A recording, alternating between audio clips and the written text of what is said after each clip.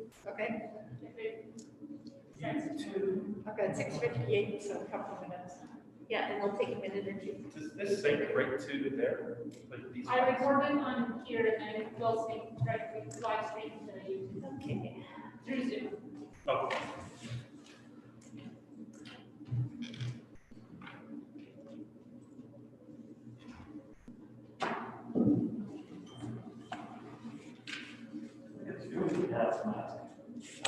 You're ready for the zombie apocalypse.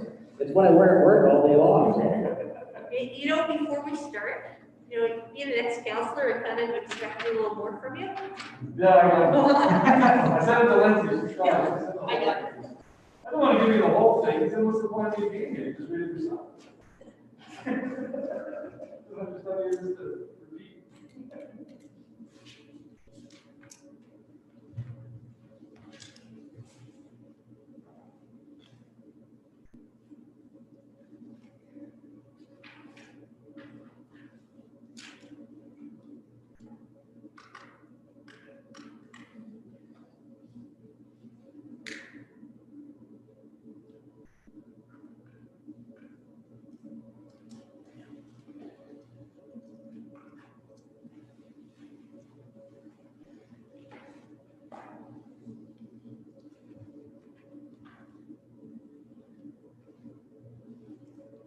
Okay, it's 7 o'clock, we'll call the meeting to order.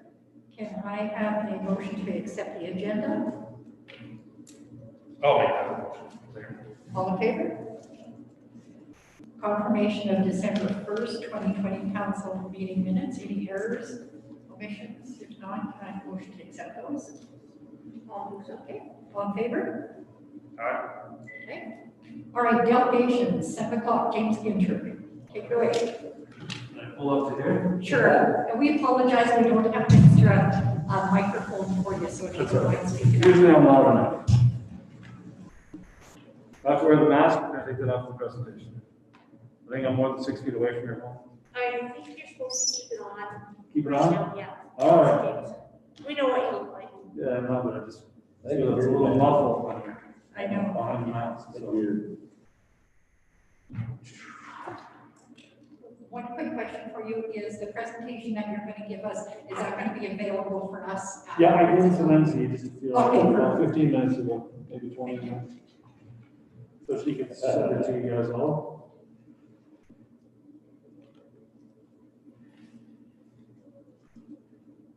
You want to wait for her to send it to you, or do you want me to start? No, All right. you could go ahead. As most of you know, my name is James Ginter. I'm the vice president of an Alberta corporation that is investing in a potential zero-waste grow facility. For those of you who don't know, a micro-grow facility, a zero-waste micro-grow, cannabis micro-grow facility, sorry. For those of you who don't know, a micro-grow facility can only have just over 2,000 square feet of canopy space. Currently, there are over 500 licensed micro-grows across Canada. These facilities are required to meet Health Canada and provincial guidelines, including background checks. Some of the requirements are to have an enclosed loading stall. All garbage and waste materials need to be kept indoors, as well as having good security protocols and odor mitigation systems. My partners and I have narrowed down our search for a suitable location to build our facility, and would prefer to invest in the town of Crossfield, which would allow us to support local businesses and residents. The building of interest is perfect for our needs in both design and square footage. It is in a medium industrial zone here in Crossfield in the Harmon Business Park, east of the Highway 2A, and meets all governmental requirements. After asking a number of questions, the landowner is confident that we will be a good fit in his development, which currently has vacancies. In our initial inquiries to the town of Crossfield, we were informed by Assistant Development Officer Meryl Jervis that we would have to petition the town to rezone the building to direct control, as there is no mention of non-medical cannabis grow facilities in the town's land use bylaws.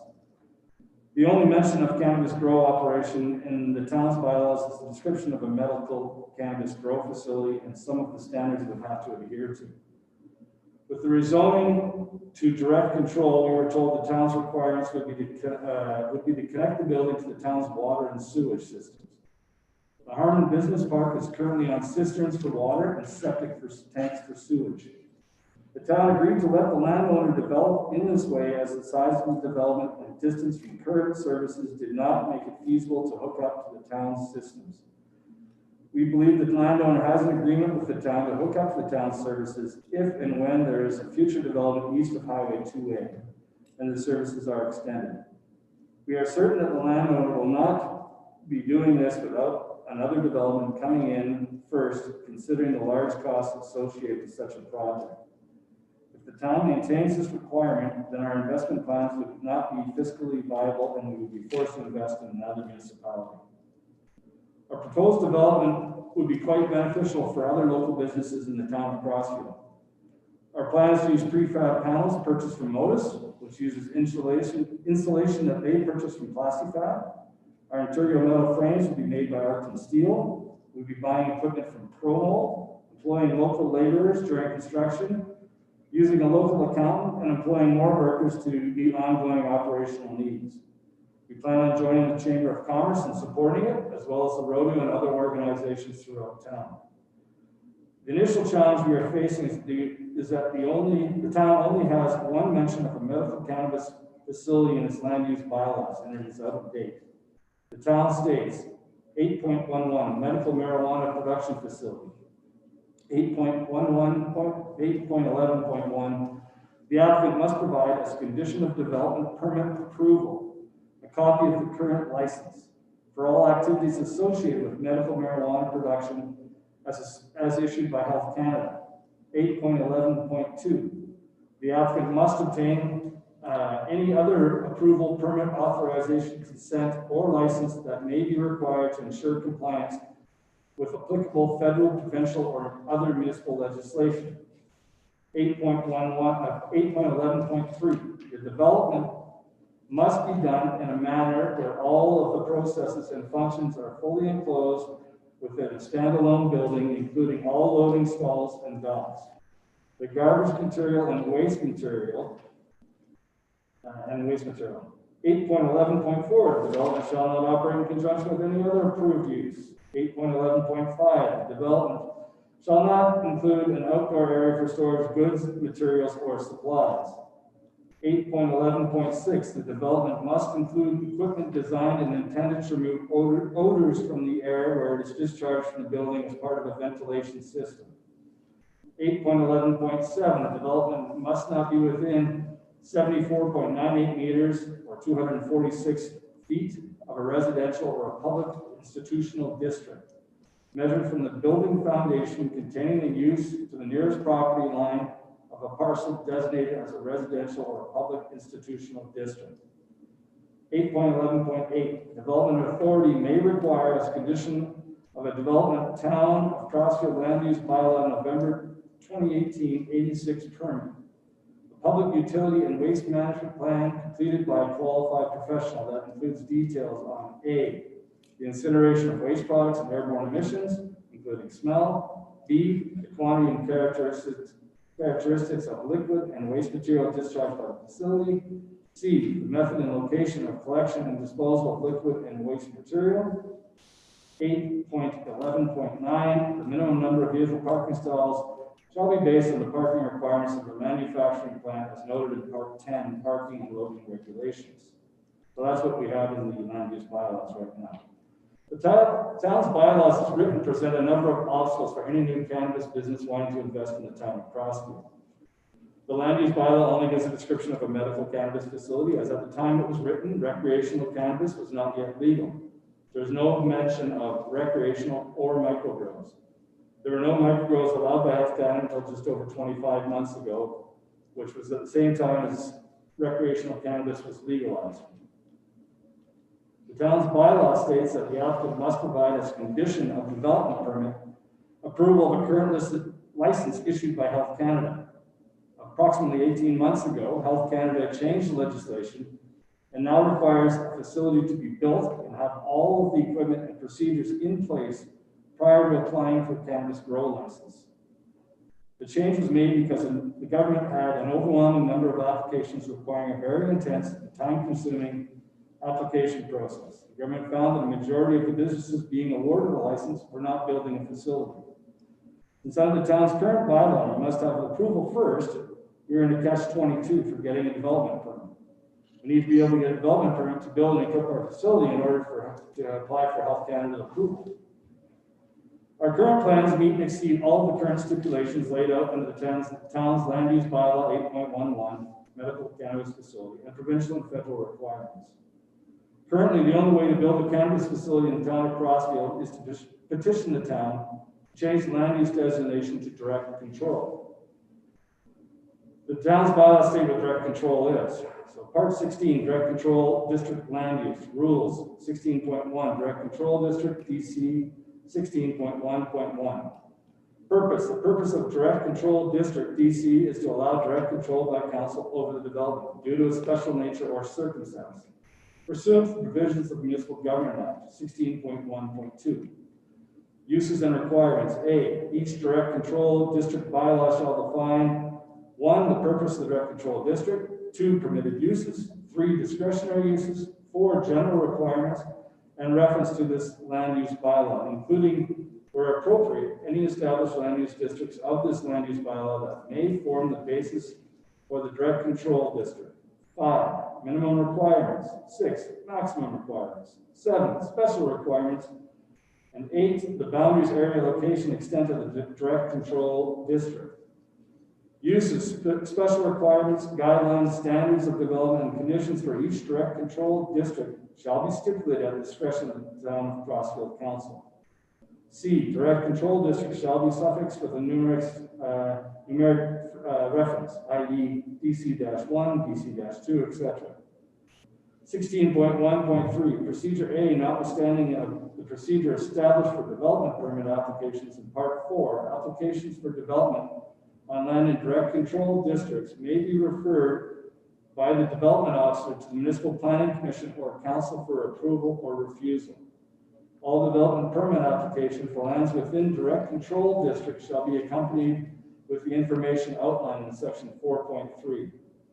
B, there is no appeal to the subdivision and development appeal board from a decision on an application for a development permit in a direct control district. 6.1.4, land designated direct control, Town of Crossfield Land Use Bylaw, November 2018, 174C. Land use redesignation to direct control districts takes effect within the Town of Crossfield through amendments to this bylaw as approved by the council at statutory public hearings. So the town's bylaws, as presently written, prevent any additional cannabis facilities from investing in the town of Crossfield. Unlike other municipalities where direct control has been approved, the town has no mention in its bylaws of the reason or stipulations concerning the one direct control area currently in the town. The only mention of the current direct control area is on the land use bylaw area map. The town of Crossfield is falling behind a number of other municipalities that have removed the medical designation from their bylaws and are allowing for other types of cannabis production facilities on industrial lands. A few examples of municipalities that have taken this step include Millet allows discretionary use in industrial district. Asana allows discretionary use in industrial districts. Stabler allows discretionary use in industrial district. Nanton allows discretionary use in industrial district. Chestermere allows discretionary use in business park light industrial district. Vulcan allows discretionary use in industrial land district. High River allows use in manufacturing district under services and employment. Rocky View County allows discretionary use in business park, heavy industrial, and airport districts. Okotoks allows discretionary use in business industrial, south business industrial, general industrial, and industrial districts. Drumheller allows discretionary use in industrial and also allows microgrow facilities as discretionary use in light industrial, medium industrial, central commercial, downtown transitional, highway commercial, and light commercial. Grand Prairie allows discretionary use in business industrial and is allowed use in general industrial, heavy industrial, and rural industrial districts. Weiserkirch allows cannabis production facilities in industrial districts. Cochrane allows them in industrial districts. Red Deer County allows them in medium and heavy industrial districts. The City of Calgary allows cannabis production facilities in industrial general districts. The city of Edmonton allows cannabis production facilities in light, medium, and heavy industrial zones. Industrial business zone, LLC industrial business zone, LLC business medium zone, Edmonton energy and technology logistics zone, Edmonton energy and technology manufacturing zone, and municipal airport zone. You see there's a lot of other municipalities that have moved ahead with this and are allowing them under just regular, either straight up use or as a discretionary use. And that's all different municipalities throughout Alberta in different sizes. We can see no legitimate reason why the town of Crossfield should not amend the land use bylaws to allow cannabis production facilities in heavy or medium industrial zone lands, or allow them as a discretionary use in these lands. 314 has been in production for over a year now with no major issues in an area originally designated as light industrial. The only minor complaint we have heard of is some initial issues with odor mitigation. Personally, I have not noticed this, and I have one of the closest houses to 314. We have heard that the odor mitigation issues have been now addressed. 314 is a much larger facility that produces much more cannabis than the micro-grow we are proposing, and our odor mitigation equipment will be superior to what they have in place. Also, our proposed site is in a medium industrial compared to 314's original light industrial designation. The current use of cisterns and septic tanks more than meets our needs, as we will be using water reclamation systems in our facility. Our design plan is to have a zero waste facility that is environmentally sustainable, potentially the first of its kind in Canada. In these times of record high unemployment and with many buildings in our industrial zones sitting empty, the town of Crossfield should be reducing red tape and encouraging investment instead of chasing investment away. With the impeding legislation of recreational cannabis in the United States, our town has the opportunity to appeal to other new businesses, such as an extraction business for oil, a packaging facility, an edible or beverage production facility, a hemp production facility, or even a research facility. As you know, Crossfield is in a very good geographical position with very competitive tax rates and available industrial land. The cannabis industry is growing. In order for the town of Crossfield to attract new businesses in this sector, the town land use bylaws need to be updated to match what is already in place in municipalities throughout Alberta. The town's bylaws need to be updated to include other types of cannabis production, not just medical. The town would also need to update the land use bylaws to make cannabis production facilities an allowed use or discretionary use in medium and heavy industrial zone lands. The current bylaws do not specify that a cannabis production company can locate in the town under a direct control district. The town of Crossfield does not have any lands available in a current direct control district, so any new facilities would have to apply for a land use designation change. These factors add time and money and will chase away potential investors. As we have shown, there are many other municipalities of all sizes throughout Alberta that are more accepting of cannabis investments. Our company CAO is one of the industry's leading consultants and is available to discuss any questions the town has in this regard. I thank you for your time and consideration of this proposal, and will welcome any questions at this time. I just have two questions quickly. Yeah. Are you thinking that it would be storefront as well, or is this just production for sale? Just production, and we would actually sell it to another licensed, like Sundial. We would sell it to them directly, and then they would sell it from their license. Okay. And then even though Rocky County does allow it, I have a question maybe for Merrill. With Rocky View in that area, we have a joint area structure plan. Even if they have designation for recreational, will we have to ask them for any changes to that joint area structure plan? Yeah, so if there's any suggested amendments to any bylaw or area structure plan that is within the joint planning area, we have to be made aware. So it could be that within Rocky County, it doesn't fall within the zoning that we have outlined in the area structure plan or the joint planning area. If I may, I just want to, James had mentioned something about he suggested it was direct control and the requirement of having to connect into water and sewer. Yeah. I didn't need to specify that for just direct control. Under the area structure plans for Rockview County and Crossfield, it is suggested for any new development. It's not a new development, it's an existing building. But- So you're saying any new business that goes into that development has to hook up water and sewer? And I'm just quoting the policies, Well, that this could be considered as new development. So any new business going in there could be considered a new development. And just so that you're aware, whether or not the property is owned as direct control or do they can amend to the land use bylaw, both processes take the same amount of time. Yeah. The direct control bylaw can only outline specific requirements for your use, and you're absolutely right, cannabis is an evolving product, and, you know, municipalities are trying to catch up. But there would be specific requirements and regulations for Which is- you.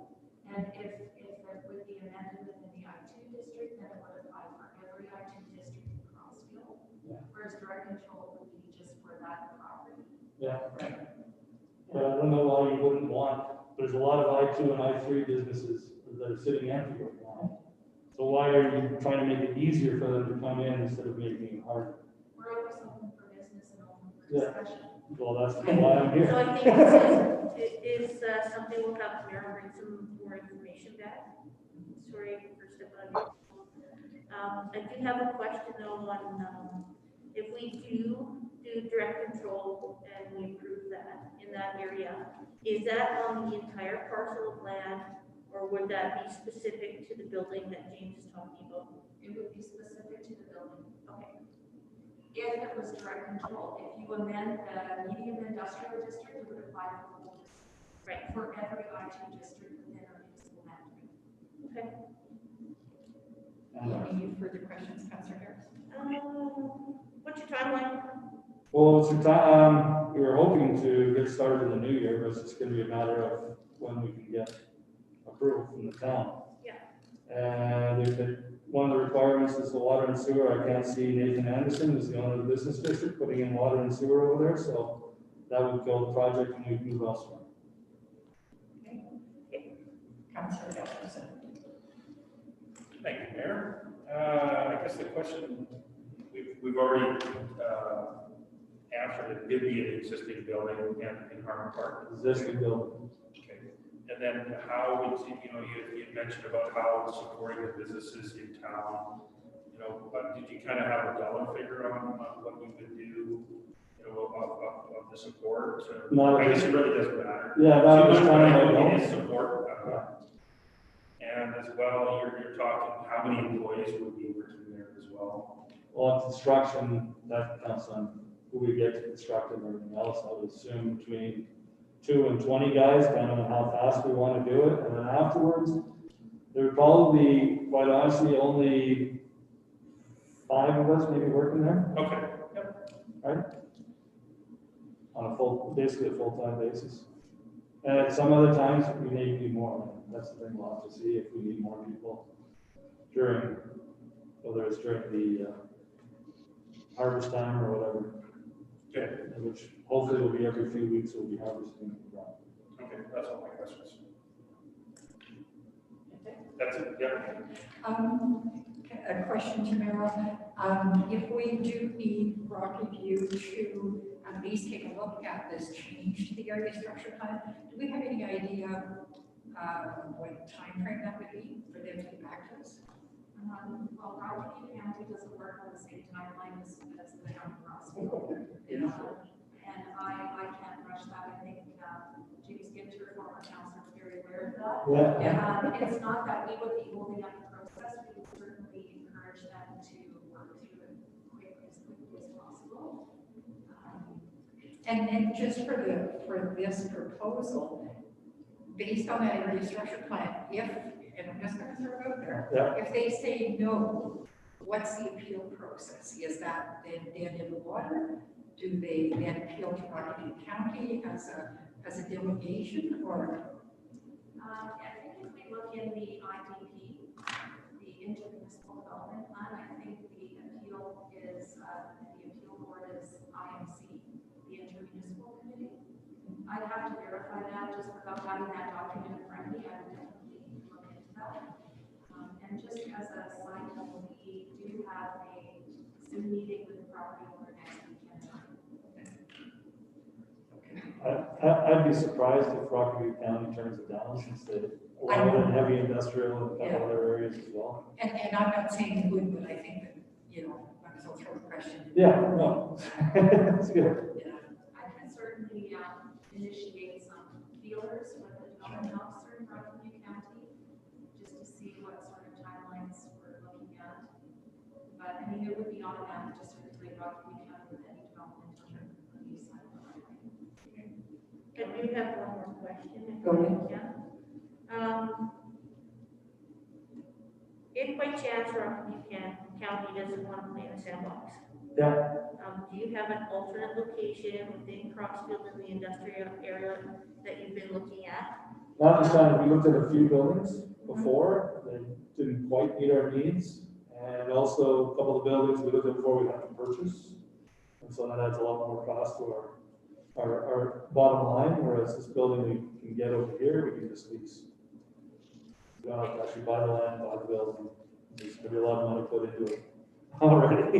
Yeah, because I was just thinking that, you know, maybe Merrill can have a look at the bylaws and discretionary use and what that looks like for Crossfield as well, in Yeah. the industrial areas. I think in industrial areas, and then even, I mean, you have to talk to Rockview County, that they've been trying to get the Black Bull Industrial Park going forever, and maybe you can get a group of cannabis companies to come in, and that would be starting his investment over there. But then you still have to talk to Rockview County, which I understand. Yeah, I think it's, I say with the legalization coming in the United States, and a lot of the big companies are retracting and getting rid of some of their mega buildings because they can't grow good quality cannabis in those mega buildings. So that's why there's more of these microgrows popping up everywhere. And that's basically what seems to be the way of the future right now.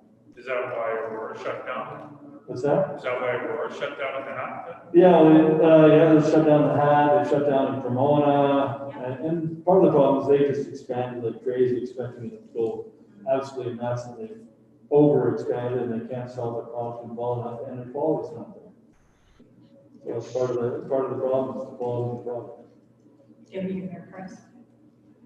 I'm in the business, I'm okay with it. I know our rules are 2 years behind. Yeah. Are you gonna be in charge of the facility? Uh, And I ask that because actually you're an enthusiast, yeah, and a business person doesn't know how to grow marijuana, an No. enthusiast does. yeah. Because Yeah, you're- it would be me and Heidi, and we have a grower out of Calgary that has been growing for 25 years. Just, I like the enthusiast stuff. And he will be our grower, he's already, Do you think we should change the bylaw in town? I think it should, because I think right Because now, it's time now or whatever. I think it's time, and then again, you need to get rid of the cannabis thing, the medical part of it. I want the taxes for the town. I mean, everyone, even Airdrie, I tried to get a hold of some other cities and towns bylaws, some of them are really hard to freaking find, the barriers and stuff. Like Airdrie has gotten rid of the medical designation as well. Don't give up, keep trying. No, yeah, exactly. As there's so many other spots, like, I mean, Drumheller with microgrowth, we're talking in their retail space. Well, and I think, you know, in our defense, the medical one was the first request, so I mean. Yeah. the Oh, I understand, medical- I was on council when we first put that in, that was 4 years ago. I have a question, Yeah. I may or may not know at this time. So if it was approved, the building, you have the building, you apply to Health Canada, is there any information on the length of time that the licensing takes? About 6 months after we are completely built 6 months, okay. and have all the equipment in, all the procedures, it takes about 6 months to get the actual approval. So that would be. I think 314 was longer. Right, so would it be 6 months before you could actually Start growing. start growing? So, I mean, it'll probably take us, once we get approval from the town, when we sign the lease, take us probably 3 or 4 months to build the facility. Right. And then another 6 months, so we're talking a good year before we're up and running. So the sooner the better, Jay. I agree. James, are you building the facility or is it? No, we're building inside. Okay. So basically, that building that is there is a shell, it's a tin building with metal. The structure's up here is filling it up. Yeah, we're building all the walls and we're gonna have the roof over the grow room. right? Like, so a lot of it, you will be building on the inside, but the outside structure and the cement floor is perfect for our needs. We'll have to epoxy the floor, get it properly sealed. And what are the requirements, and I don't know if that's a Canada rule for security and like all that, you'll have to do all that in the building? Yeah, we'll have to do that. We'll have to have cameras outside, and we'll have them inside as well. But, and then secure, alarm systems. Yeah. For the micro grows, that's about it. Currently, I do believe that they do not require it to be a totally fenced off yard like 314 is. But yeah, we have to have everything else. Okay. Just a quick question, I have a lot more research to do, but the growers that grow in your facility. Yeah, they're just the as grown. It's just you growing. It's just as growing, and we sell it to Sundial or Aurora. Okay, because when we initially started talking about micro cultivation with your partner, Yeah, it was to bring in illicit growers in one envelope, so This- I wanted to clarify. Yeah, that this- would be that building's only big enough for one micro grow. He was looking at doing a facility. And then the enthusiast. No, I wanted to clarify. It's just one facility, so it's only. There's 5,000 square feet is the building, but then when you put in all you got your loading bay and you got your AC system, which big, takes up a lot of room, and basically we're hoping we can get the 2,000 square feet of campus space. And It's gonna be 2,000 close. square feet will be financially viable. Yeah, Okay. yeah, it should be fine as long as we get the right price per gram from the big guys. Okay. All right. Well, I guess our next request would be basically to make a motion that we contact Rocky County regarding the area structure plan. Would that be correct? I think that would be the first step. Yeah. On that side too. But you could also do it for this side.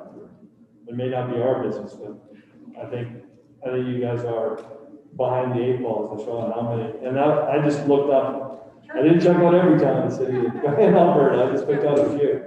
And most of them have already moved on and are allowing it, or as a discretionary or straight up allowed use. Okay. All right. Any other questions? No? All right, thank you. Okay. Super. Thanks, James. Thank you very much. All right. Have a good evening. Nothing to worry. Oh, yeah. Okay, next delegation, land use bylaw amendment for the auto dealership. Wagner?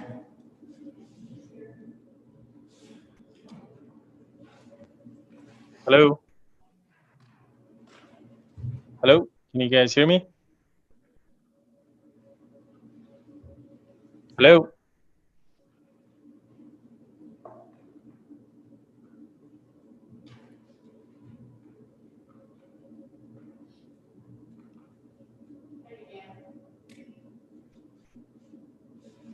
Oh, there he is.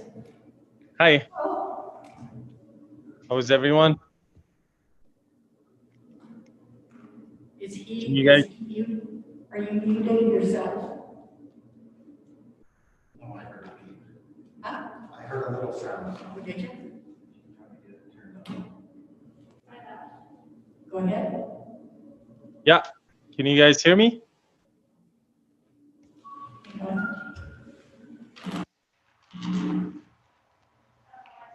He's getting phone, he said.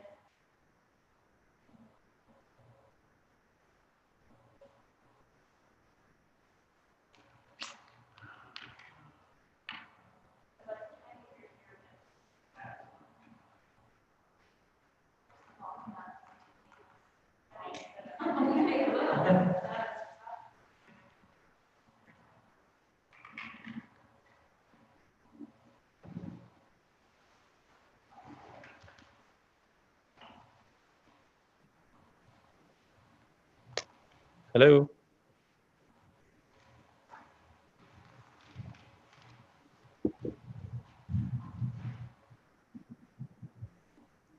Ano ba lang? Sunod.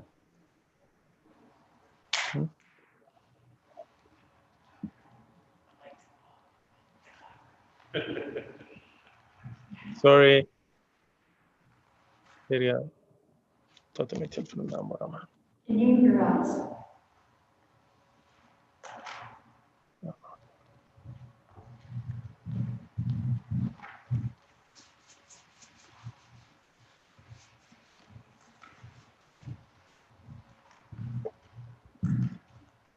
Oh, balada bunny. Witcher, completely get rid of that.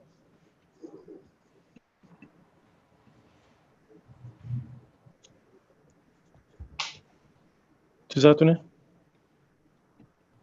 What you doing? Come on. Hello? We can barely hear you. We're trying to figure out why we can barely.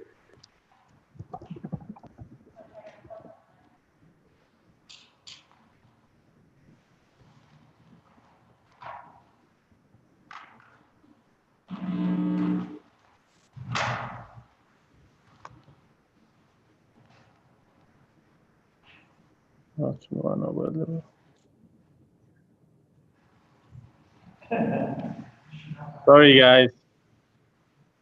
Waka, can you hear me? Yes, I can hear you. Yes, hi. Yeah, I'm another person waiting to do a presentation. I can hear you clearly. It must be on their end, their connection, their speakers must be hooked up. Okay. Thank you.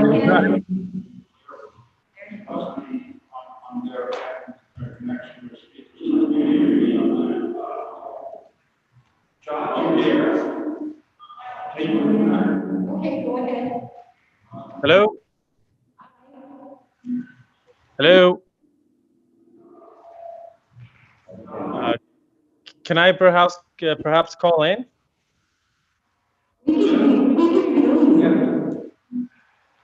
Lindsay, mute our mic so that we don't feedback on you.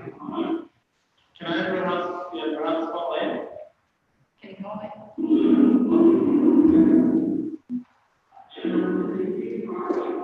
If you're able to hear us, we can hear you. Hello? We can hear you. Okay, perfect. If you guys can hear me, I'll continue then.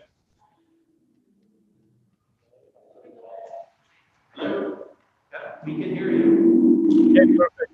So my name is Wakar Ozraksh. I just wanted to talk to you guys today about a business plan I have in Crossfield for Automotive Center. Do you guys all have my presentation in front of you, or would you like me to share my screen? Business plan I have in Crossfield for Automotive Center. Do you guys all have my presentation in front of you, or would you like me to share my screen? They need to mute.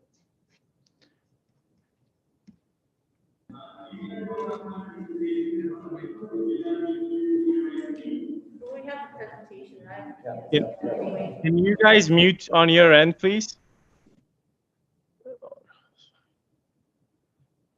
I think it's coming back to me.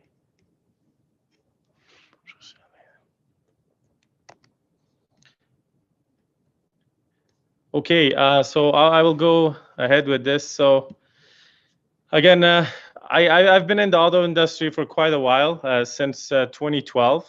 I was hired as an auto detailer back in 2012. I've been through all the departments of basically automotive. I was a parts technician for 2 years. Then I was an auto appraiser. And then I was a manager at a body shop for about 3 years now. Then I was assistant manager as well. So I have quite a bit of experience in the automotive industry. And I wanted to bring that with me to Crossfield. So the location I picked was on the railway. There is 5 things I want to talk about here. Basically, what my company will stand for, and selling used vehicles, where these vehicles will be parked, and body repairs, plus service and parts that I'll provide. So what we stand for, integrity is the word I I choose because building a strong foundation will shape the future of my company. Honesty and standing behind our work will be our everyday mission. I would like to support my community. I want my business to grow with the Crossfield town, helping people and providing them with exceptional service on their automotive needs. This way, we'll build a great relationship with the community. So the biggest question is where all these vehicles will be parked. The back of this building has quite a bit of room for vehicles. And what I'm planning to do is I'm planning to fence this back parking all around. It will be secured. All inventory will be parked in the back of the shop. A few vehicles will be displayed at the front of the vehicle for advertisement purposes. Remaining front parking will be for customers. So I believe you guys have the presentation. So I do have 2 photos of the back of the building showing where these vehicles will be parked and secured. So if you guys can have a look at that. And then there will be some auto repairs done at this place, very light auto repairs. A certified body technician will be hired. He will be replacing parts there. He'll be doing light body work, meaning scratches, paint chips, little dents, things like that. We'll be doing some painting there, polishing, detailing. So these are the repairs that will be done. So if you guys go to slide number 8, you can see the bays that this building comes with. Bay number 1 is basically for the painting area. This bay is not attached to the main office. It's separated on the side, on the right side of the building. And bay number 2 is a bit bigger bay, which will be used to do some repairs on these vehicles, which I mentioned earlier. For painting, if I'm on slide number 9 now. For painting, I will be buying this paint booth. This paint booth provides high efficient filtration system. This is a proper way to paint instead of painting out in the bay where it keeps all the hazardous fumes and everything in here. And there will be a filtration system which I'll have to build to that bay for outside. So I will be selling some vehicles there. Vehicles will be bought from a desk auction here in Airdrie, and some vehicles will be bought from other auctions. These vehicles will be sold with certified mechanical fitness reports. All inventory will be in a system where we will be able to manage it better and make sure that the lot's not overflowed, make sure things are organized. So we will have a very efficient system for that. And we will accept trade-ins in Crossfield, the city. If our clients want to trade in their vehicles, we will provide them with a better car. And if the vehicle we can sell again, fix it up, great. If not, then we would auction it off. We will be using, for all of our mechanical work, the local Crossfield mechanics. So that will contribute a little bit of business to the community. And then we will provide some services and parts for the community. Auto detailing is one of them. So we'll detail vehicles. And then polishing, touch-ups. We will supply body parts if they need for their vehicles. And we will do some light auto body repair work.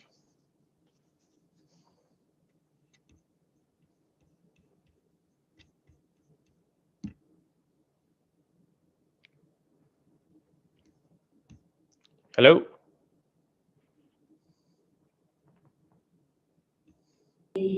Sorry, I thought maybe that there was more, but that's the end of your presentation. Yeah, I'll take some questions. I don't know if you guys had the PowerPoint slide in front of you. Sorry about the delay in getting the mic ready. I didn't think you guys could hear me. I was all over the place. My apologies. Yeah, no worries. We'll certainly entertain some questions here. I just have 2 right now. Bay 1 that you're thinking of doing the painting in, is that on the south side of the building? Yes, I believe, yes. So closest to the vet clinic? Sorry, what was the question? That's the one that's closest to the vet clinic, the veterinary clinic? Yes, yes. Okay, and for body parts that you're talking about, would you bring them in as needed, or would you have body parts stored there for the type of use you'll be working on? I would bring them as needed. So I'm familiar with a lot of suppliers in Calgary, Airdrie. So if parts are needed, they would come in as customers would order them and need them. And if I need them for the inventory that I have, then I'd be, but I wouldn't bring parts to store there. No, the space isn't sufficient enough. I did think of one more question before I ask the other counselors. You've got a daycare on one side of the building, you've got a veterinary clinic on the other side with people bringing animals in. What type of information do you have to ensure that nothing, even if you bent it up, straight up or however you bent it, to ensure that, your neighbors aren't affected? So I looked at the land papers for this particular place. It's actually, the parking there is no parking for the veterinary there in the back because there is basically there's going to be a path only available for their doors, because that building, actually the land title shows that all that back end is part of that land title. So I did check this with the realtor and I did look at the papers. No one should be parking there because all that space is owned by this particular property. Okay, Councillor.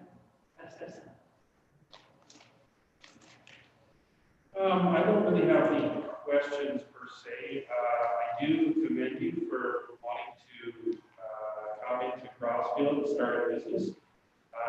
If it does, whichever way the council goes on its decision, I hope you all the best. And if we do decide not to approve it, would there be any other places in Crossfield that you'd be interested in starting? Sorry, you said any other real estate? Yeah, any other real estate available in I've been looking, but for my budget, where I'm comfortable is this particular building.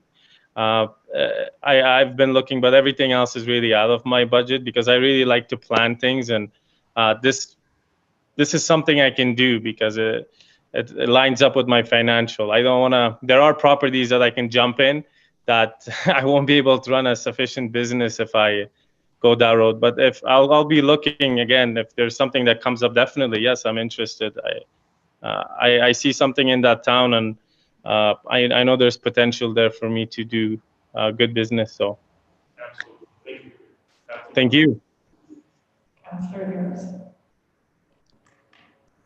So I'm just curious, Marilyn has a report that she sent in. Will she be presenting that report, or is that just for our information?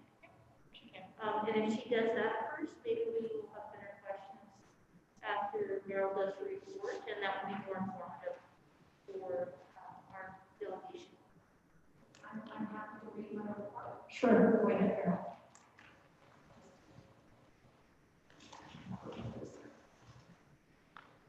Okay, so I did provide council with some information regarding this district, and I'll just read it here. And if the applicant would like, I can certainly provide an email copy tomorrow. So in the background, recently we've received an inquiry to allow an auto dealership at Railway Street. The West End Town Business District purpose is to provide for business. Is to provide for business, retail, mixed-use developments in a pedestrian-oriented environment that serves as a transition area between central business district and other adjacent residential districts. So as you can see, I provided you with an aerial map and a copy of the land use area to showcase property. So 1630 Railway Street within the Railway Street and downtown core, as showcased in the land use map, this address is surrounded by a good mix of land uses, including residential and municipal and institutional uses. So currently, development approvals that are in place for this district are the non-food cafe, Montessori daycare, Naval Veterinarian Services, and Rockview Gas Co-op Limited. The existing municipal and institutional district development approvals in place are the Crossfield Fire Department, Rockview County. They own 3 lots and they are used for equipment storage. They have been for years and years.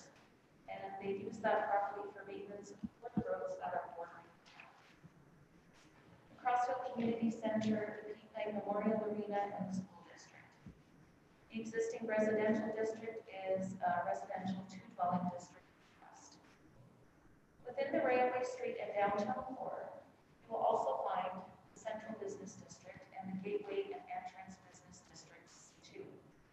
Within these districts, you will find a collection of automotive type businesses: Cal Tire, Traction Tire, Crossfield Automotive, Shorty's Body Shop, and Auto Books. These businesses all have approvals in place and are considered grandfathered approvals under a previous land use bylaw for these districts. Currently, the Central Business District does not list these type of businesses as a permitted or discretionary use. The Central Business District's purpose is to provide for business, retail, and mixed-use developments in a pedestrian-oriented environment. The Gateway and Entrance Business District is suited for these types of businesses. Is suited for these types of uses and are listed as discretionary uses within that district. So an auto dealership would fall within a discretionary use for the C2 district. The Municipal Development Plan and the Crossfield Downtown and Entrance Area Action Plan list policies and objectives for the Railway Street and downtown core that do not align with an automotive type business. Within the Municipal Development Plan, Policy 7.6.3 states, land use within the downtown and area entrance area shall include a mix of higher density residential and commercial development with integrated supporting uses of the appropriate scale and location necessary to create a complete and vibrant urban community. Such supporting uses shall include adequate open space and may also include neighborhood or regional commercial, office, and retail development, community and institutional development of a neighborhood or regional scale, including recreation facilities, institutions of higher learning and schools, tourism destinations and services such as hotels, personal service businesses, medical offices, and health centers. Within the Crossfield Downtown and Entrance Area Action Plan, the following policy applies. Section 4, Objectives. Ensure that the planned area contains a variety of uses that support the vision for the planned area. That includes commercial, residential, community, education, open spaces, and industrial uses. The general development and design is the policy written as strongly encourage the development of local retail, small-scale food and beverage establishment, and personal services. Specific policy for the Railway Street and downtown core. This is the heart of Crossfield, commercial center where much of the activity occurs. The west side of Railway Street currently has a number of active businesses that draw people to the core. However, the entire Railway Street corridor and surrounding areas will benefit from a greater concentration of key commercial businesses, residential beautification, and parking strategy. The process. Council can consider an amendment to the land use bylaw for the West Business Downtown District. This is done by bylaw and involves a 30-day circulation and a public hearing. Within the 30-day circulation, adjacent landowners, business owners, and residential properties will be circulated. Should council consider to approve an amendment to this district to allow for an auto dealership, administration would look at the district and suggest incorporating stronger language, such as confirmation of fumes, vapors, smells, toxins, carcinogens that will affect neighboring businesses or properties under the general requirements so that the existing applicant and future applicants would be held to a very high standard when bringing this type of business to the district. And then the other option would be that council not move forward with this. A benefit with making this amended would be that a new business wants to join our commercial industrial community. Disadvantages, that the amendment will affect all properties under the West Business Downtown designation. Properties that are currently occupied as residential could apply for a future auto dealership as this district further develops. Existing businesses are lower intensity, daycare than clinic, for example. District is adjacent to a residential district, so it could have an effect on properties that back into this proposed business. And the West Business Downtown District does not allow for outdoor storage, which an auto dealership would require. And then the costs associated with making an amendment to land use bylaw would be $2,707. And of course, it's done by bylaw. As the subject matter expert, you have a recommendation for council?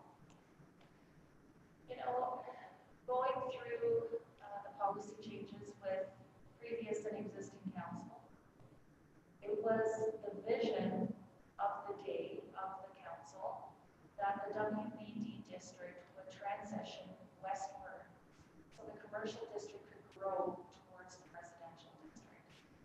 And it could be that this is too high of an intensity of a business. So when I think of commercial and retail, I think of stores and retail businesses, medical shops, personal service shops. And, you know, regardless of what I feel, you know, it's council's decision, but I don't think it's fit for this. And I'll add to that, the reason why is because of what's exists. We already have a vet clinic, we have Montessori daycare that has heavily invested in that location to make that a retrofit for their business and also the residences. But as I always say to anybody who proposes a new business to the town, we are open for business, and it may just be that this location is not the best choice.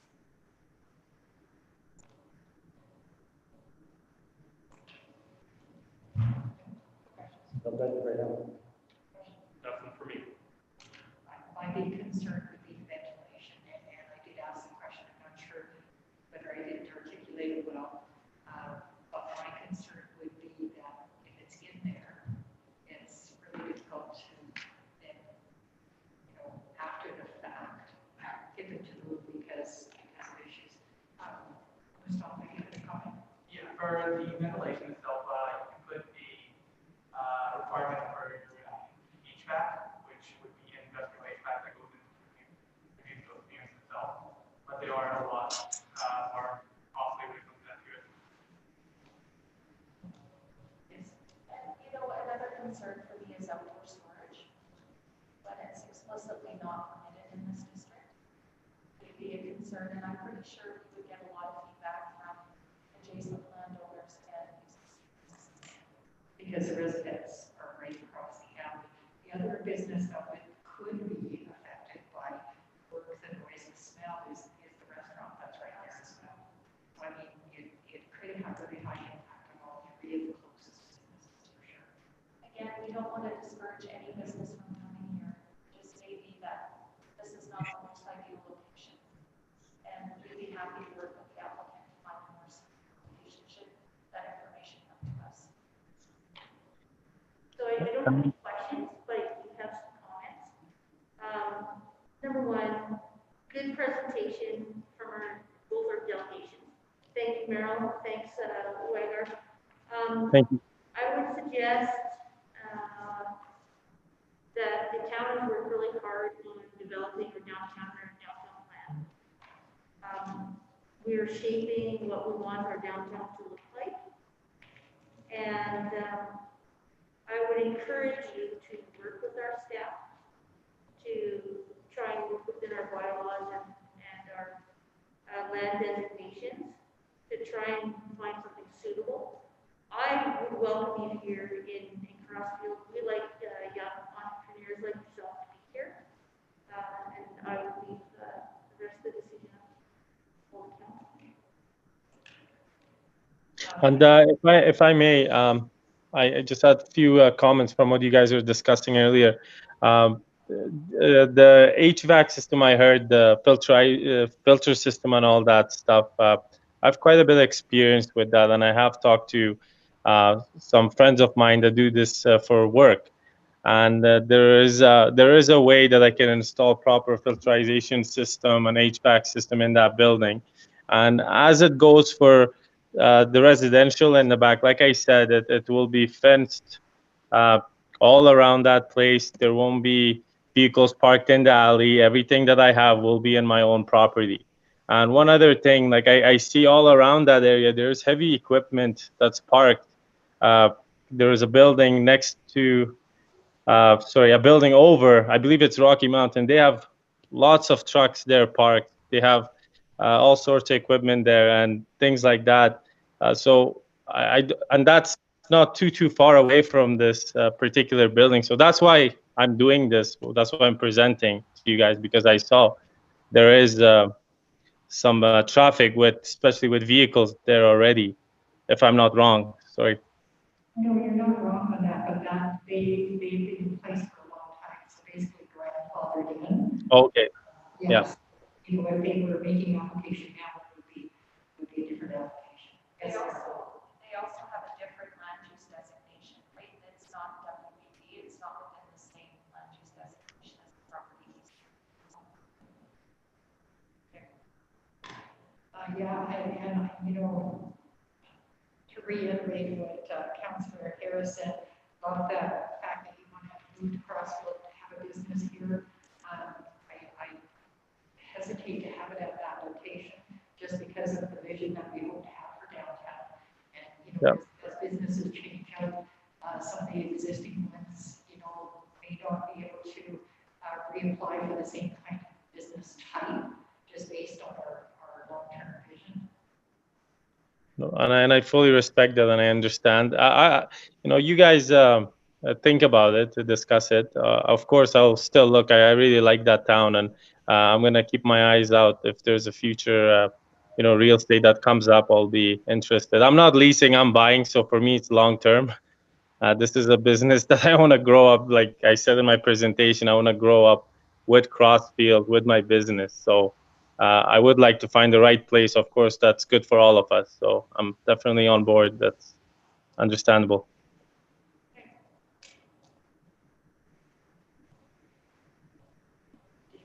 I don't. Okay.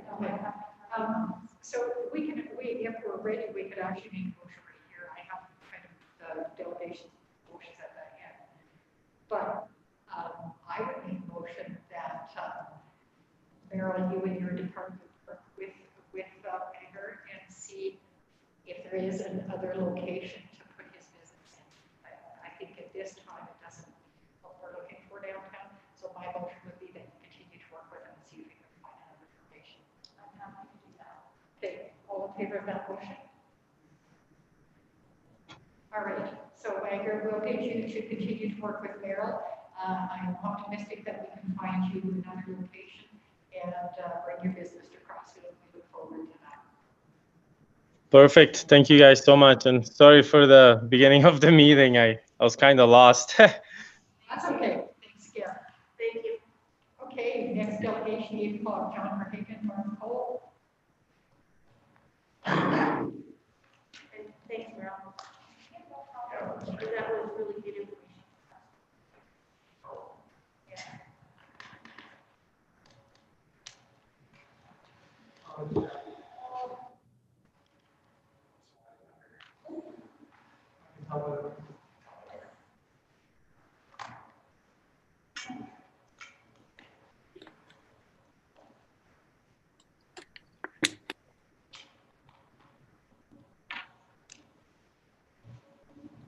Hello, everybody. Can you hear me? Yeah, we can hear you, John. We'll do this incognito, I guess. Yes. Can I start or? Yes, sorry, go ahead. Okay. My name is John Verhagen, and thank you everyone for making time to view this presentation. Mark Cole and myself have a local real estate holding company that has land available along Railway Street where we propose to build the center. I believe I sent a presentation to Lindsay, and I'm not sure if you have it in front of you or if you are viewing it on the screen. We do have it in front of us. Okay. So the center is a proposed office retail building on the 1200 block on Railway Street, basically on the east side of, across from the ATB and all the other buildings on the west side. The project basically is a total size of about 22,600 square feet on 2 floors. Originally, we had planned to go 25,000 square feet, but we wanted to add extra parking on the property itself to serve the building. So we took away about 2,400 square feet of building area. We plan to build the building in 2 phases, and mainly for risk management, simply building it in 1 phase or all in 1 shot. And making it too big tends to become too risky if we can't get enough pre-leases or ownership at the start. So our idea was to have an appealing frontage and exterior, on-site parking stalls of about 36 stalls, which include about 4 accessible stalls or handicap stalls, some people call them. Have room for garbage, bins, receptacles, a rear driveway and access for deliveries, elevator and a stair access to the 2nd floor. The building would basically be facing Main Street, and the parking would be in the back, or along the sides and the back. So our goals were to enhance our community with a large, attractive structure that will have a positive impact architecturally, socially, and economically. Provide a great solution to a newly planned town hall. Inclusion of the town hall will kickstart the development on the east side of Railway Street much sooner, a major part of Crossfield's vision for the downtown growth strategy. Attract businesses to fill available spaces to enhance our community. Our building philosophy is building an attractive community focal point with Western heritage theme, a durable exterior finish, low maintenance, energy efficient, and important sound and noise control, seeing as we're along, closer to the railroad there. Designed and project managed by our team in collaboration with future tenants and our owners. Our team will take care of the following items, building design, architectural, engineering, construction, permits, administration, procurement, and a turnkey delivery. By dividing the building and land into legally separate titles, ownership can be transferred. This can be done at the onset before we start the building so that we can, if people want to buy particular portions of the building, that could be done on separate titles. The drawings and renderings below show the intent of the design and the layout. So as you can see, if you look into the details, we have about 190-foot long building by 60 feet deep in 2 phases. The first phase would be the larger phase. It entails about 2/3 of the building, actually. And then you'll have a main floor. There you see the main floor and parking arrangements. And again, all that can be open for discussion. Same we have next, we have the 2nd floor layout. And again, open for discussion. The next drawing is basically a frontal drawing, and we had to make the center brick portion 20 feet narrower simply because of symmetrics when we shortened the building by 20 feet in order to allow for more on-site parking. And you can see the pictures there, an attractive substantial building covering the entire block. It's about as large as we can put on onto that block. I'm not sure if we can go any larger than that. You see a covered, a front walk, a patio, and along the entire building from one end to the other. We want to have a high performance reflective roof that saves energy, and is very durable as well. It's a type of roof system that we've used for many, many years. And actually this same system is on the Saddle Dome, this product, and has been there since 1983, I believe. So it's used all over the world in many, many locations, has a long track record. It's a very, very good roof system. So yeah, we have a wraparound balcony, accessible by tenants only. So it's a great place to take a coffee break, relax, or watch people. The covered gallery makes it a very attractive outdoor community space. By joining the sidewalk and the gallery, it creates a larger, wider, more functional outdoor area for people to sit. Facing west, this area will have a lot of sunny afternoon, evening exposure. Wind barriers and radiant heaters can be easily incorporated, extending the seasons. Convenient for displays, tables, seating, etc. Socially attractive, which will draw people. More convenient to mingle and visit outdoors with other community members and visitors. There's another picture showing it from the south point of view. Large windows and doors with classical decorative motif. 2 large open concept main entrances areas for the building, depending on the final use and design. So consider this north end location for the new town hall, across from all the major items in buildings in town. And as you can see, we mentioned some advantages versus the CIBC location. Entirely new building, more design flexibility, lower final costs,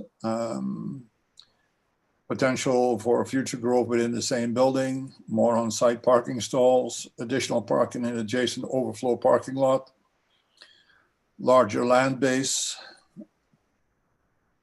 And then there's some other detailed drawings that will show the first phase portion. So part of the building, the phase 2 building, is actually not shown on that drawing, only in an outline. And yes, we're looking forward to discussing this proposal with you further and explore the possibilities. John, I just have a couple of questions. When you're talking about phase 1, that would be like about 2/3 of the building, right? Correct. Be that short. Sorry?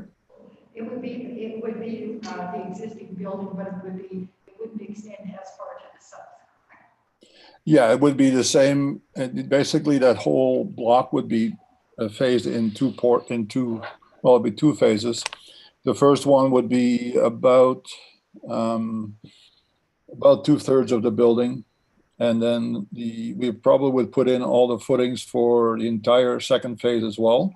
So all the underground stuff would be done and then covered up until we had a need to actually build the above ground portion for phase 2. So that way, it would create a lot less disturbance for the area, so to speak, because building the stuff above ground will be actually fairly quick, and And then with individual purchasers, or being able to purchase, would the overall maintenance, upkeep, and management be like a condo style arrangement where everybody would contribute and have like a management company for maintenance type things? yeah, we would have to do that. That will have to be a legal document that it'll likely be a standard document that we would create, very similar to what other people do, and share the cost and build a fund and whatever. Like there's stuff that you have to do under the condo rules. So. And then I have one more question before I ask for other questions. And this maybe isn't a fair question to ask, but I'll ask it. So there's empty locations in the orchards. What would make this one more appealing to move businesses into?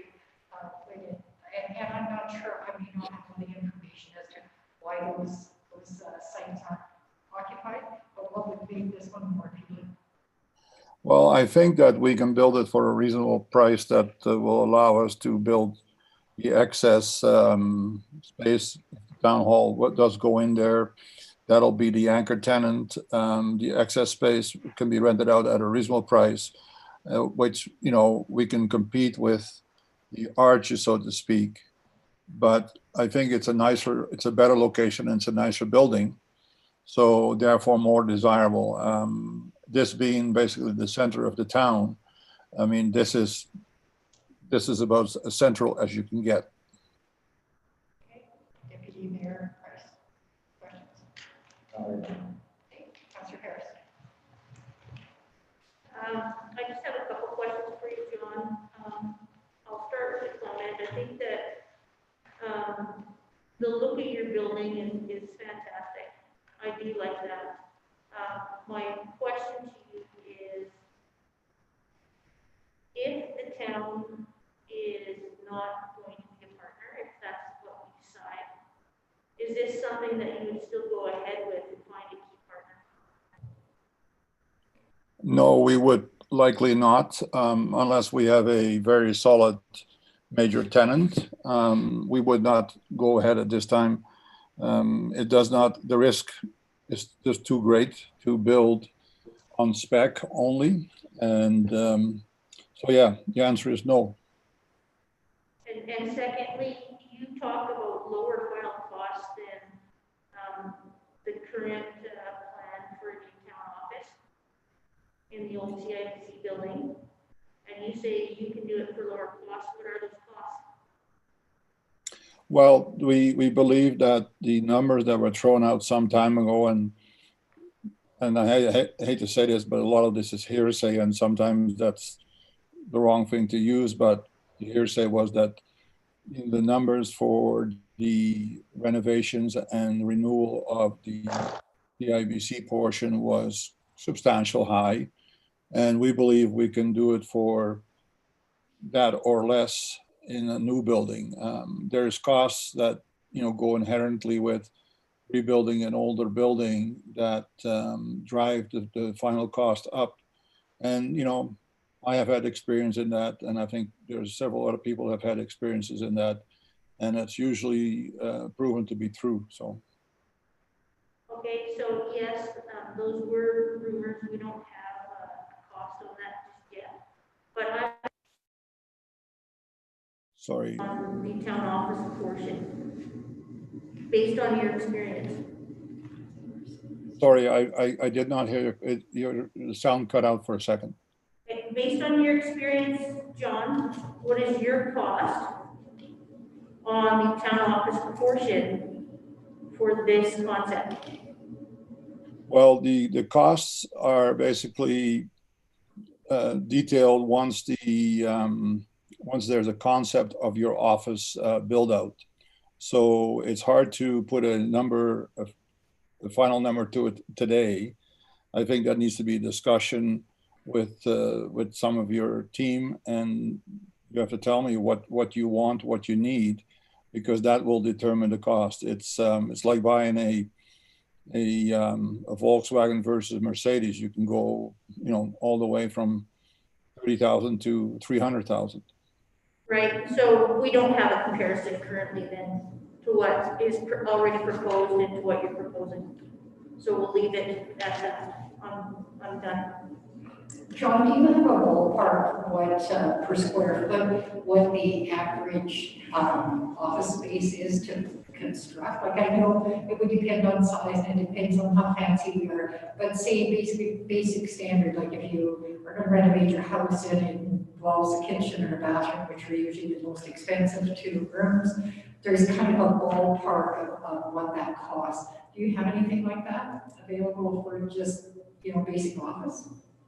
Well, there's two portions to the cost of a building, and there's a base building cost, which includes a certain amount of all basic development, and then there is the tenant improvement costs, which are basically driven by the tenant's wants and needs.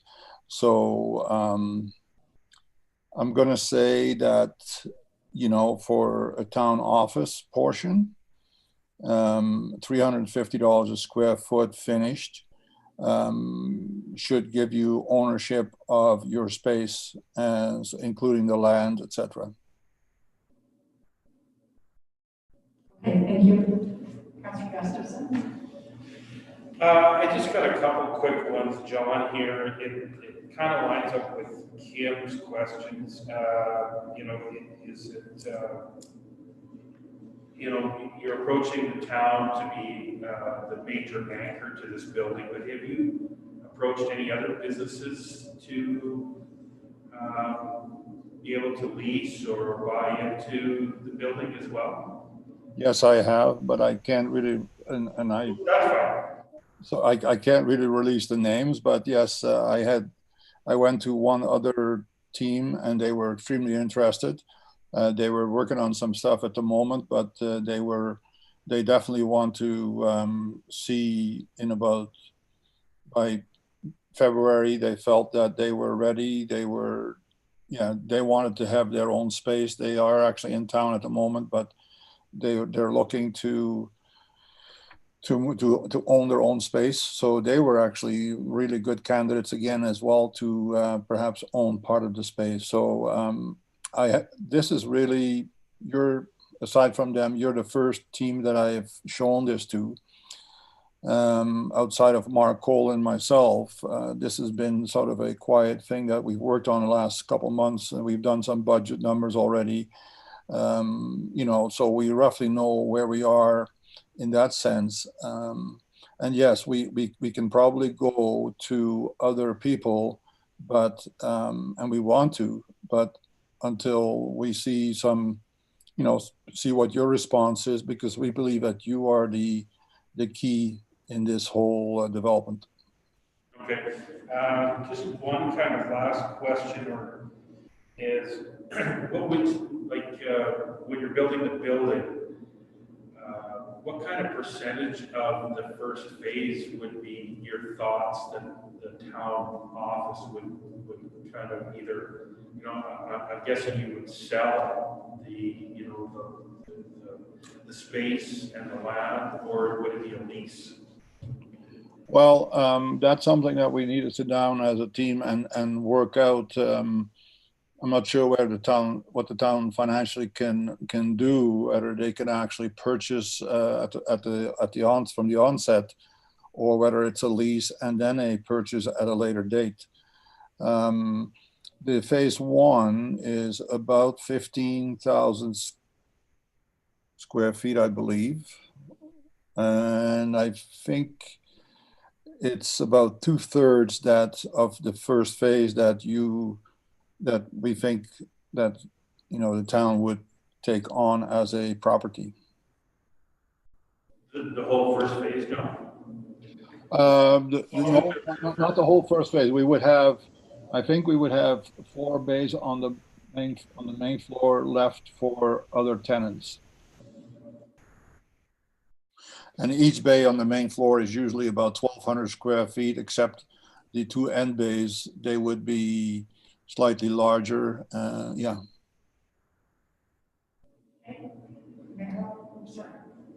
Yeah, I think that answers all my questions. Thanks, John. Yeah. Hi, John. Can you hear me? It's Meryl. Sorry, I did not hear the last part. This is Meryl. Yes, Meryl. How are you? I'm good. How are you? Fine, thanks. Quick question for you. I've had a quick glance at your concept. And I'm curious, when you developed the concept, did you consider the land use bylaw regulations and the CP rail requirements? Yes, I believe we did. What in particular are you thinking of, Merrill? I'm just wondering on the positioning of the building and where the parking is located in the rear. I'm not sure if CP rail would permit parking directly side by side of their right of way. Okay. And another thing I would look at is just the front of the property, its positioning and with existing sidewalk in place. Anyway, I'm gonna have a closer look at it just to give you some more feedback tomorrow, perhaps. Yeah, I would love to have a conversation ongoing with your concerns, and by email we can, I know Mark has done a fair bit of design research, but you may have brought up a good one, and we obviously need to check into that before, although I think it'd be rather ridiculous if CP will not allow to park along their right of way. I'm thinking of other locations like Carmen's and whatever. There's parking areas all along there, so I'm not seeing whether that's a restriction or not. But you know better than I do probably. So. I think it would be worth a look, just because it may impact your parking strategy. Okay. Now, Merrill, I'm not aware of any requirements for a setback against railway right away, but we'll definitely have a look at it. Yeah, the usual, what I went through all the town bylaws and land use bylaws regarding setbacks and areas and that sort of thing. And honestly, I didn't think to check with CP Grail because it's not a right of way for high pressure gas lines or that sort of thing, but definitely have a look at it. And a quick land use bylaw question, what is the height of the building? I couldn't tell from the concept drawing. Sorry, how high did you say? What is the height of the building? I believe we're looking at around 32 feet to the top of some of the parapets. It's quite we didn't want a short, squat building. Thank you. Okay, I think that's it for questions. Thanks, John and Mark. As of course you know, we've invested in the old CIBC building, we purchased it. So to switch direction would certainly take some planning on our part. So I guess at this time, obviously Merrill will continue to work with you and see what options are available. But right now we'll take your presentation for information. And I think that, if we have any questions, we'll direct them to Merrill as we go along. But sorry, go ahead, Mustafa. For the CIBC, per square meter or per square foot cost, you range anywhere from 250 to 425, depending on how we design it and build it. So if you guys want something to compare it to, that's kind of a comparison you guys have. Yeah. Because I believe John said his per square foot cost off the top of his head was 350. Yeah. Currently for us, depending on what finishes we decide on, can be anywhere from 250 to 425. So that gives you guys something to compare it to. Sure. All right. Thank you very much, John and Mark. You're very welcome. Thank you. Thank you. Bye. Okay, so and I think this will just be for information, but it doesn't require any motions on there. Going back to James interest rate cross, we might as well do that motion, I think, right away. I'll make a motion that we ask Merrill to take their request and bring it to the attention of Rockyview County and see what Rockyview County's take on it is, what they might require, and start that as a first step. So that would be my motion. Are we in favor of that? Okay. Okay. So he'll do that then. Okay. Super. All right. Jack Bellstar, Mr. President, Community Garden Reports.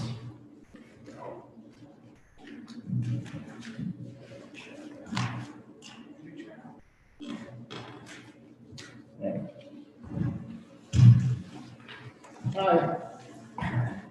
So last year, I believe there was a motion to visit the community gardens in Vista, whether or not it's going to work well or how it went this year before they start charging for it.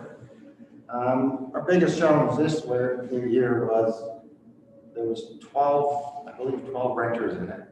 And some of them rented a few stalls because they're pretty small. So, but they didn't, shall we say, clean up well.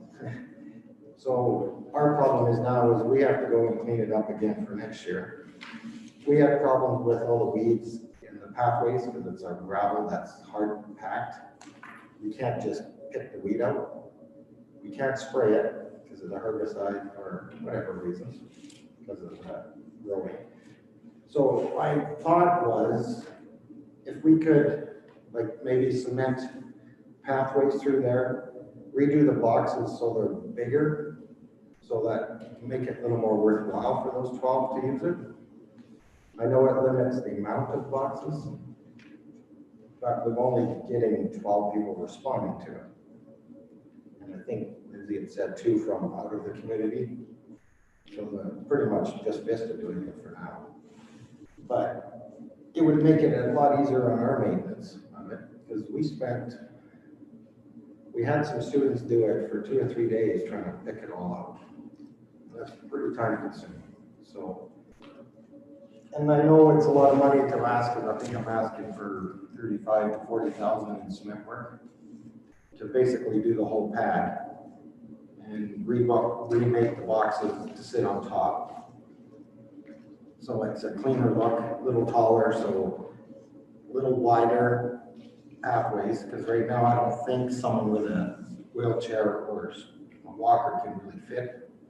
So it's kind of limited that way. As a maintenance way, I think that would be a lot easier to maintain. It would look tidy. Now it looks like a mess. I know money's tight, but Ken does give me a construction maintenance budget every year. So if I could get council maybe to pay for the cement, I can take, I think it's 12,000 or so, could be less, to make new boxes, to have a contractor make it. It's our construction I got a quote from. To make new boxes and put it in, kind of share the cost.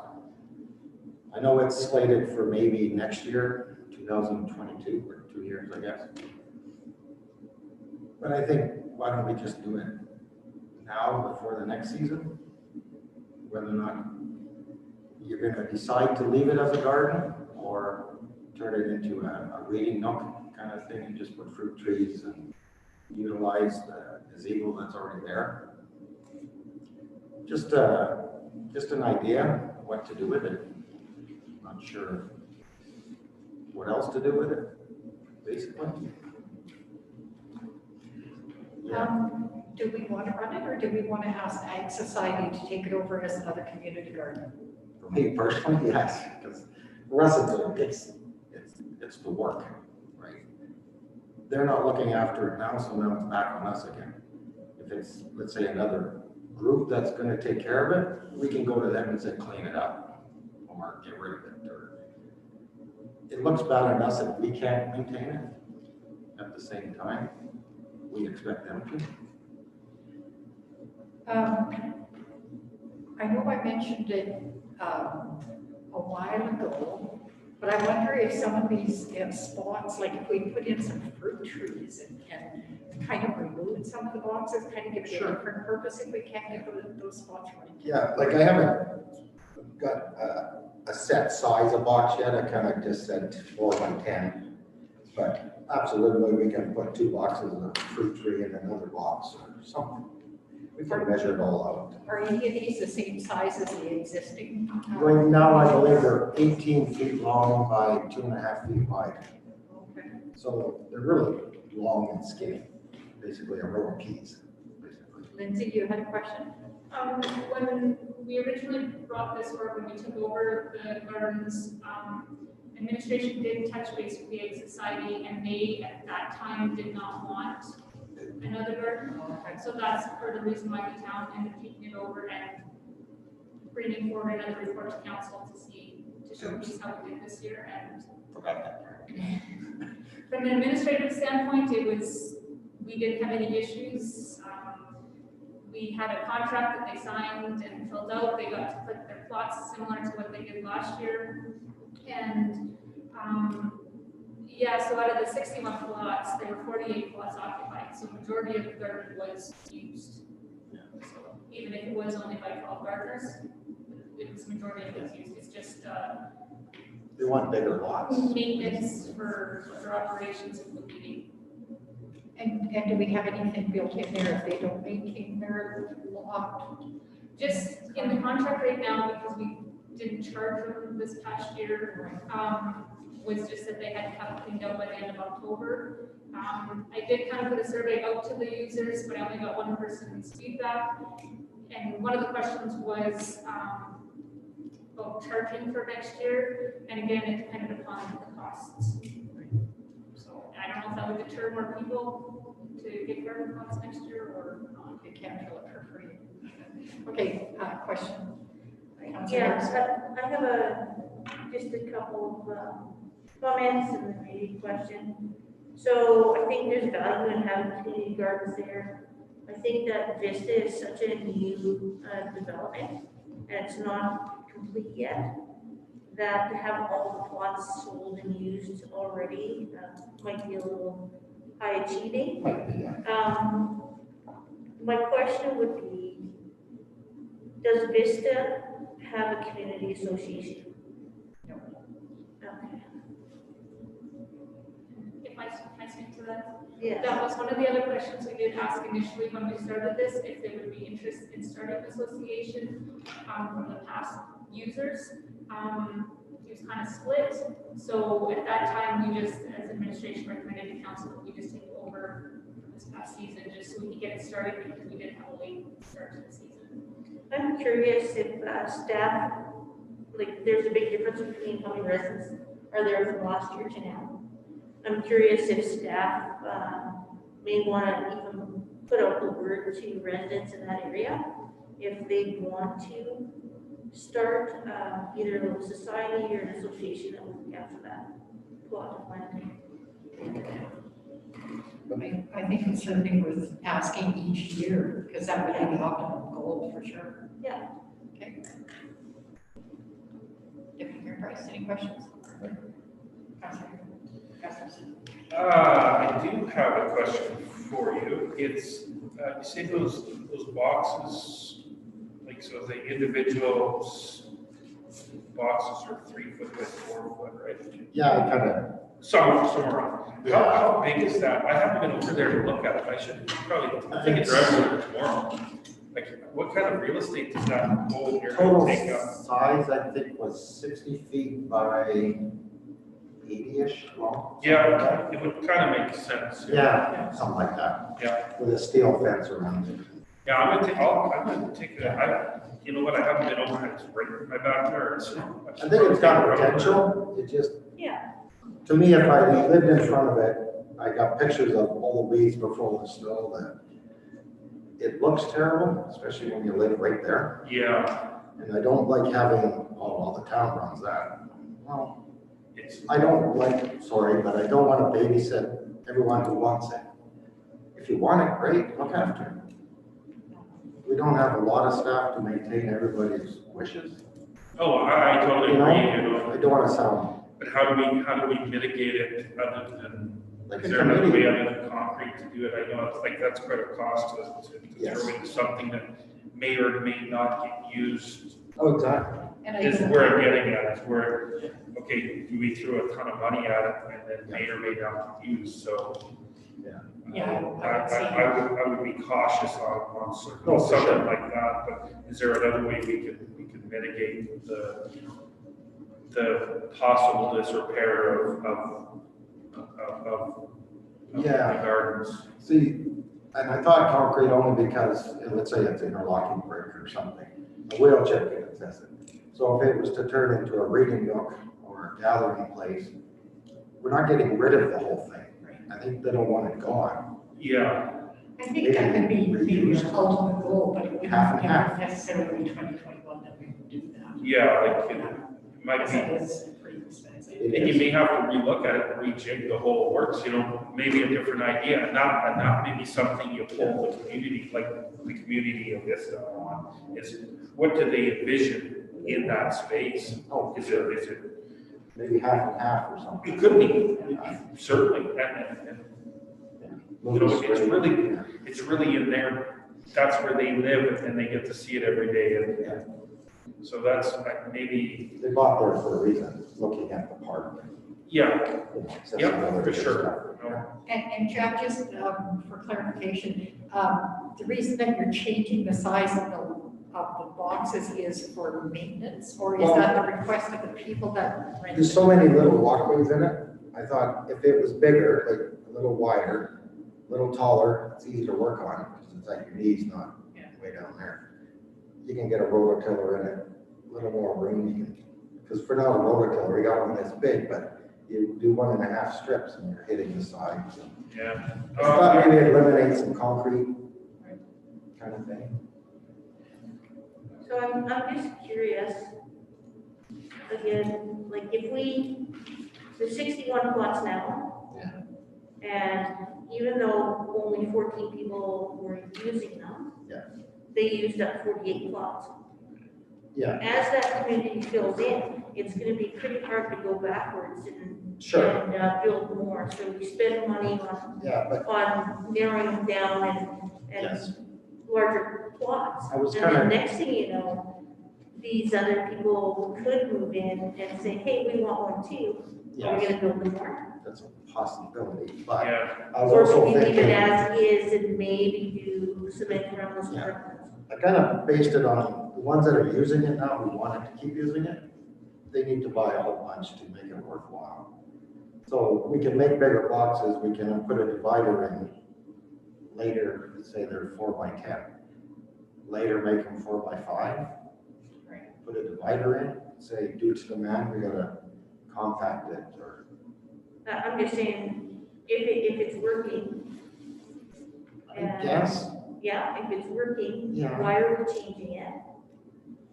it's working to the point they're not looking after it. Right, but the concern is not the size of the plots. The concern Yes. is the maintenance of the plots. And accessibility as well. Right. What if you give people $100 to clean, then you get 80 back? Well, you're gonna, that's Some what the people decision to charge charge the for. $100, other people to clean them. If there's no money involved, they're not gonna. I just maybe like a little, you know, I guess from the rest of who maybe know more about it, because I really don't know much about this. I'm guessing we inherited the Vista the Park. whole thing of the boxes, or did the town of Crossfield build the boxes? Okay, so we inherited the maintenance of this area. All by dream, yeah. Okay. They built everything. Okay, and we've basically ran 1 year, right? Is that- Yeah, so Okay. that was our first season. Okay, yeah. I almost wonder if it wouldn't be worth running another season. Well, that's what I'm kind of getting at, is could we, and you know what, encourage, you know, through, you know, like, I hate to say social media, and, you know, talking to our neighbors, hey, you know, like, let's keep this up, maybe some. And maybe we could even put together almost a little survey for the people who do want to rent. Like, what would you think if we put in, remove some of them and put in fruit trees? What do you think of the size? You know, should we invest in concrete pathway throughout? You know, like if we get feedback from the people that are actually involved in it, then we might be making a more better I decision. certainly agree with you. Yeah, I agreed on that. Yeah. And if we can think of any other questions, or if you think of anything maintenance related or whatever that we can add to those questions. Yeah, like, so for next year, I need to fix up a few boxes, because they weren't built very good. They're just 2x6s. You inherited. Yeah. So we do have to fix them up.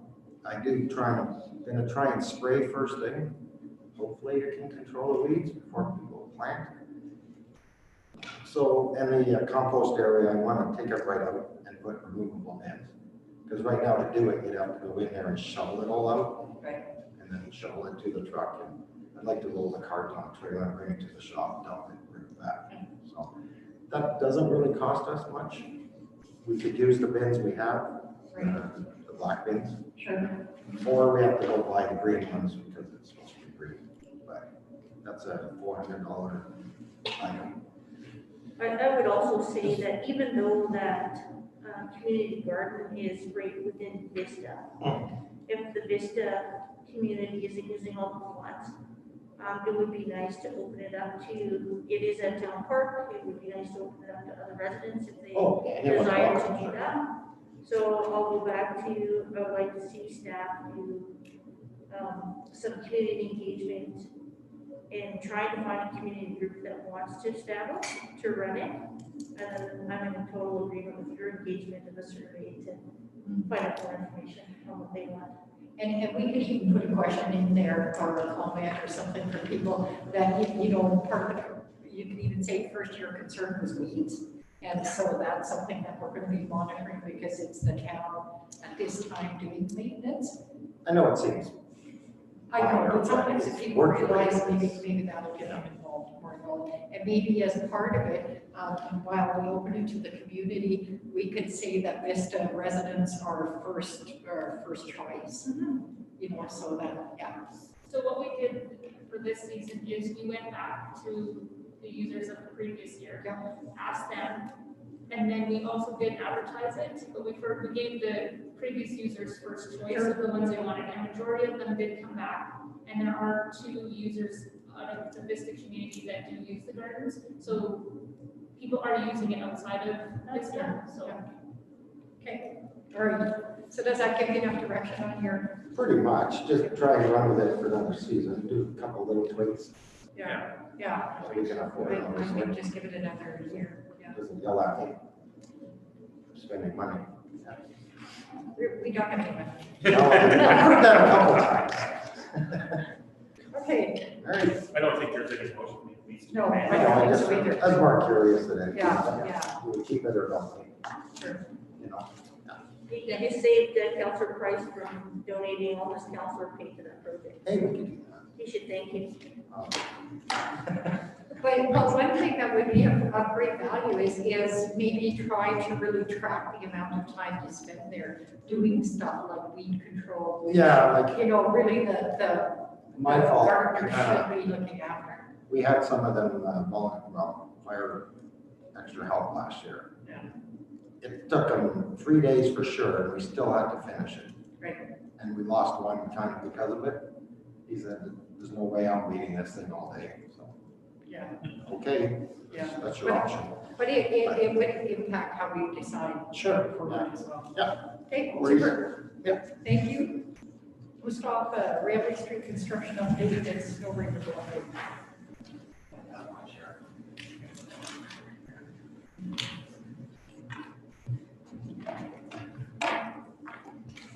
Good evening, nice to see you guys again. So again, you guys should all have a PowerPoint presentation in front of you guys.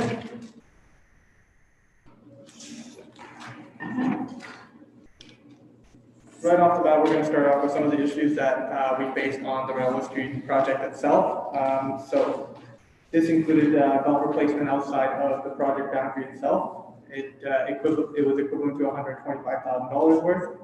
We also had to set up a bypass line for the water line itself. Basically, our as-built drawings that we had for the town and its water system were not up to date. So what was on the as-built drawings were not necessarily what was there in the ground. So we had to set up a bypass line to ensure that we had a water loop so the town doesn't go without water.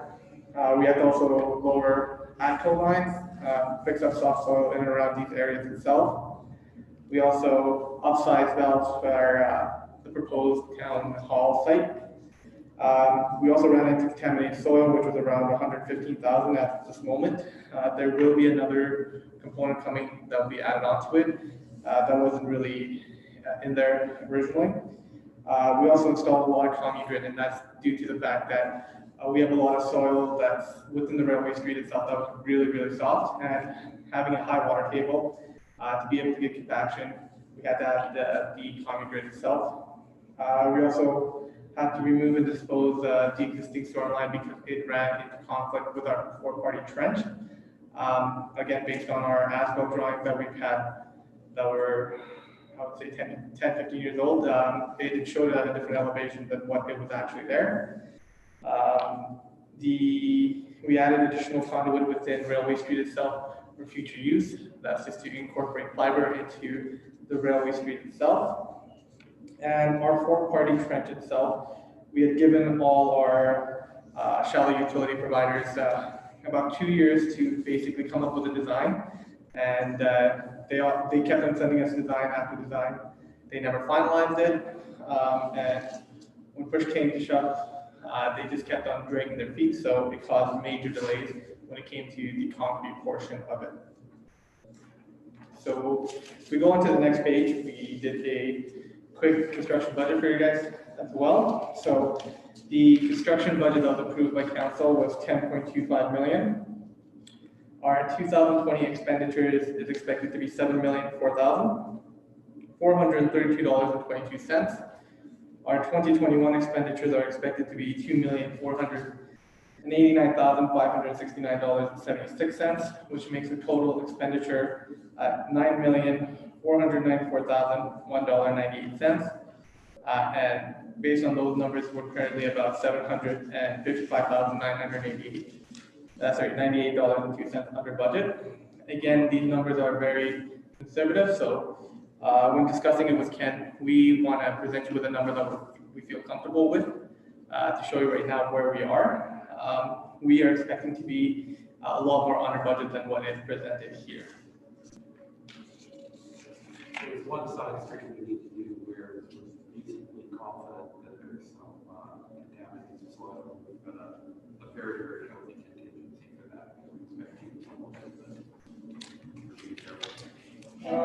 Can you just give a quick little overview of the expenditures coming 2021, not dollar values, but just kind of what's left?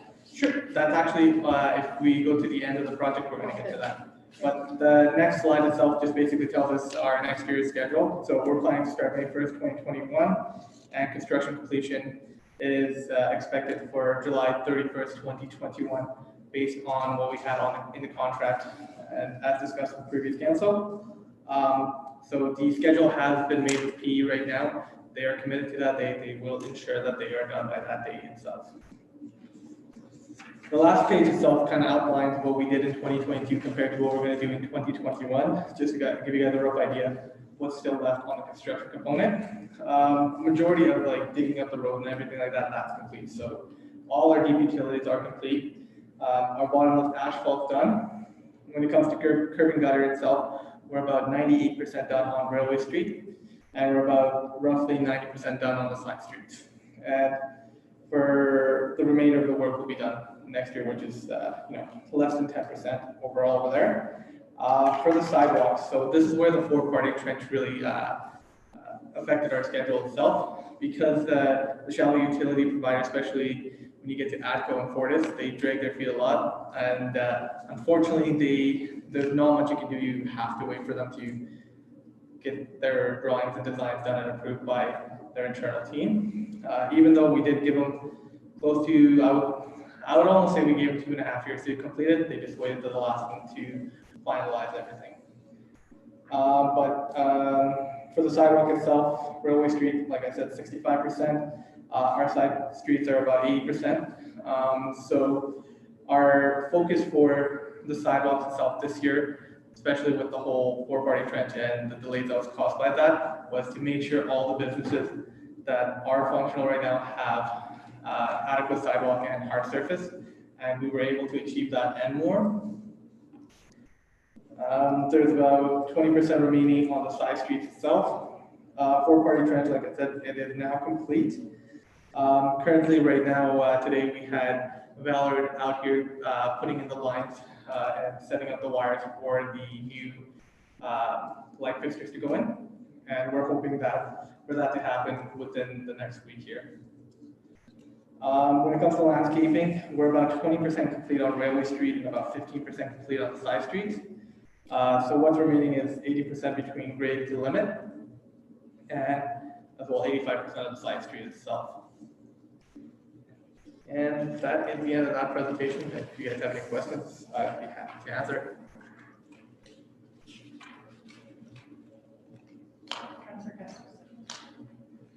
This might take a little while.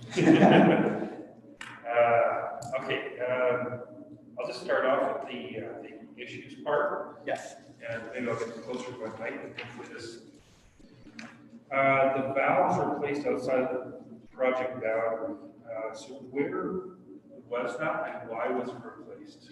So basically, this goes back to the conversation we had in the in-camera portion where we're constantly exercising our valves now to ensure that they're always up to maintenance and they're working. Yes. The ones that were not working were basically the ones on Lot Avenue itself. So what happened was we have about 5 valves right in that intersection itself that just didn't work that year itself. So what we had to do is expand our reach to make sure we can install new valves there to be able to close down the rest of the water so we can do the work itself. Okay. So roughly off the top of my head, I want to say there's about 7 valves that we had to replace because 6 valves. 6 valves. 6 or 7 valves roughly. On lot. Yeah, 6 or 7 roughly itself. But basically when we were trying to fix those valves, there was 3 originally in that intersection. Those 3 didn't work, so we had to go to the next one. The next ones didn't work, so we had to go to the 3rd zone basically itself, where we finally got a proper shutoff. When we got the proper shutoff, we had to ensure all the valves that weren't working, we had replaced them. Okay. So in the future, if anything like that does come out, we know that these valves are working. Fair enough. That was a great response on that. Nothing on the new bypass line, really. I didn't have any questions on that. And you had to lower the ATCO line? Yes. And you're talking the railway. So we have ATCO lines that are crossing Railway Street itself. Yep. There is a separation that ATCO requires for their lines when it comes to any sort of infrastructure that we run. Yep. When it came to that itself, there was leeway within the line, and some of them didn't have that leeway, so we had to add the leeway to be able to lower it to be able to maintain that separation. Gotcha. Okay. The Upsize service connection for proposed new town hall site. So that's, I guess, why did we do that? Who approved that? Was it on the build sheet at the prior? No, this was, so once we purchased that lot itself, it's more cost effective for us to, for example, install a raw water there. Okay. So based on the discussion that was had, it cost about $15,000 to install that. If we were to do it afterwards, it would have probably been around, I would say, 40 to 50K to install that service. So based on the efficiency and the cost, we decided to install Upsize that, and that discussion was had. I want to say it was canceled, but correct me if I I'm can wrong. jump in on that. Sure. What we did on every lot on Railway Street, every single lot, whether it was occupied or not, we went in, we pre-did the servicing. Yep. When those units get developed, we'll obviously charge the developer for that. Fair. The feeling on that is, A, it's cheaper to do it when we've got the street torn up, and B, the developer comes in and puts on some livability, we don't want to shred a brand new street.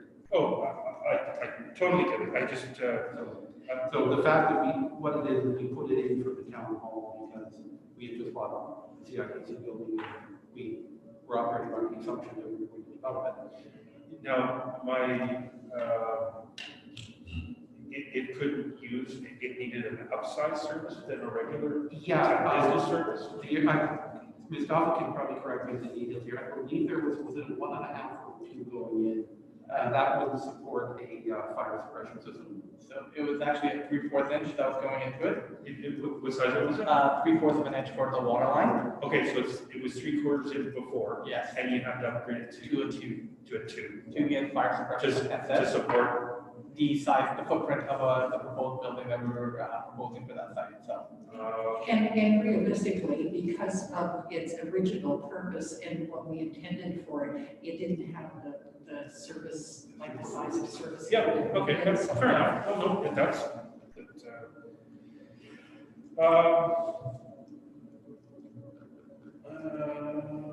And you kind of answered my question on the geogrid and stuff there, or the common grid. I totally understand that stuff, so I don't really have much, you don't know until you get down there to find out what you really need. And I do understand you got soft stuff you need to have support.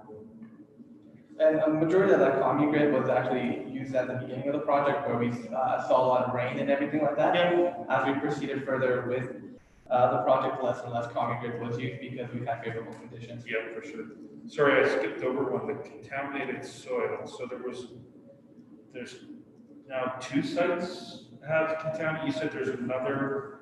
I'll let you answer the first one. 4 sites, I believe. I want to say 3 right now off the top of my head that I can recall. There's about 3 sites that we ran into contaminated soil. So what we do while we're doing the project itself is as we're excavating soils itself, we run tests on the soil to make sure that we're putting proper soil back. And with these contaminated sites, the moment we dug up the road, we smelled the contamination. So a sample was taken right away to the labs to test it, and the samples came back with high, carbons, I guess. Hydrocarbons. Hydrocarbons, Okay. that's the word I was looking for. Gas, oil, whatever.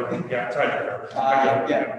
It came back with high hydrocarbons itself, so based on that, we had to do the remediation, and there was a high level of hydrocarbons, so it couldn't go to your regular disposal site. It had to go to a level 1 site. So for the disposal of this contaminated soil, it was a little bit more expensive than what it usually would cost. Which sites where were they at, located on railway?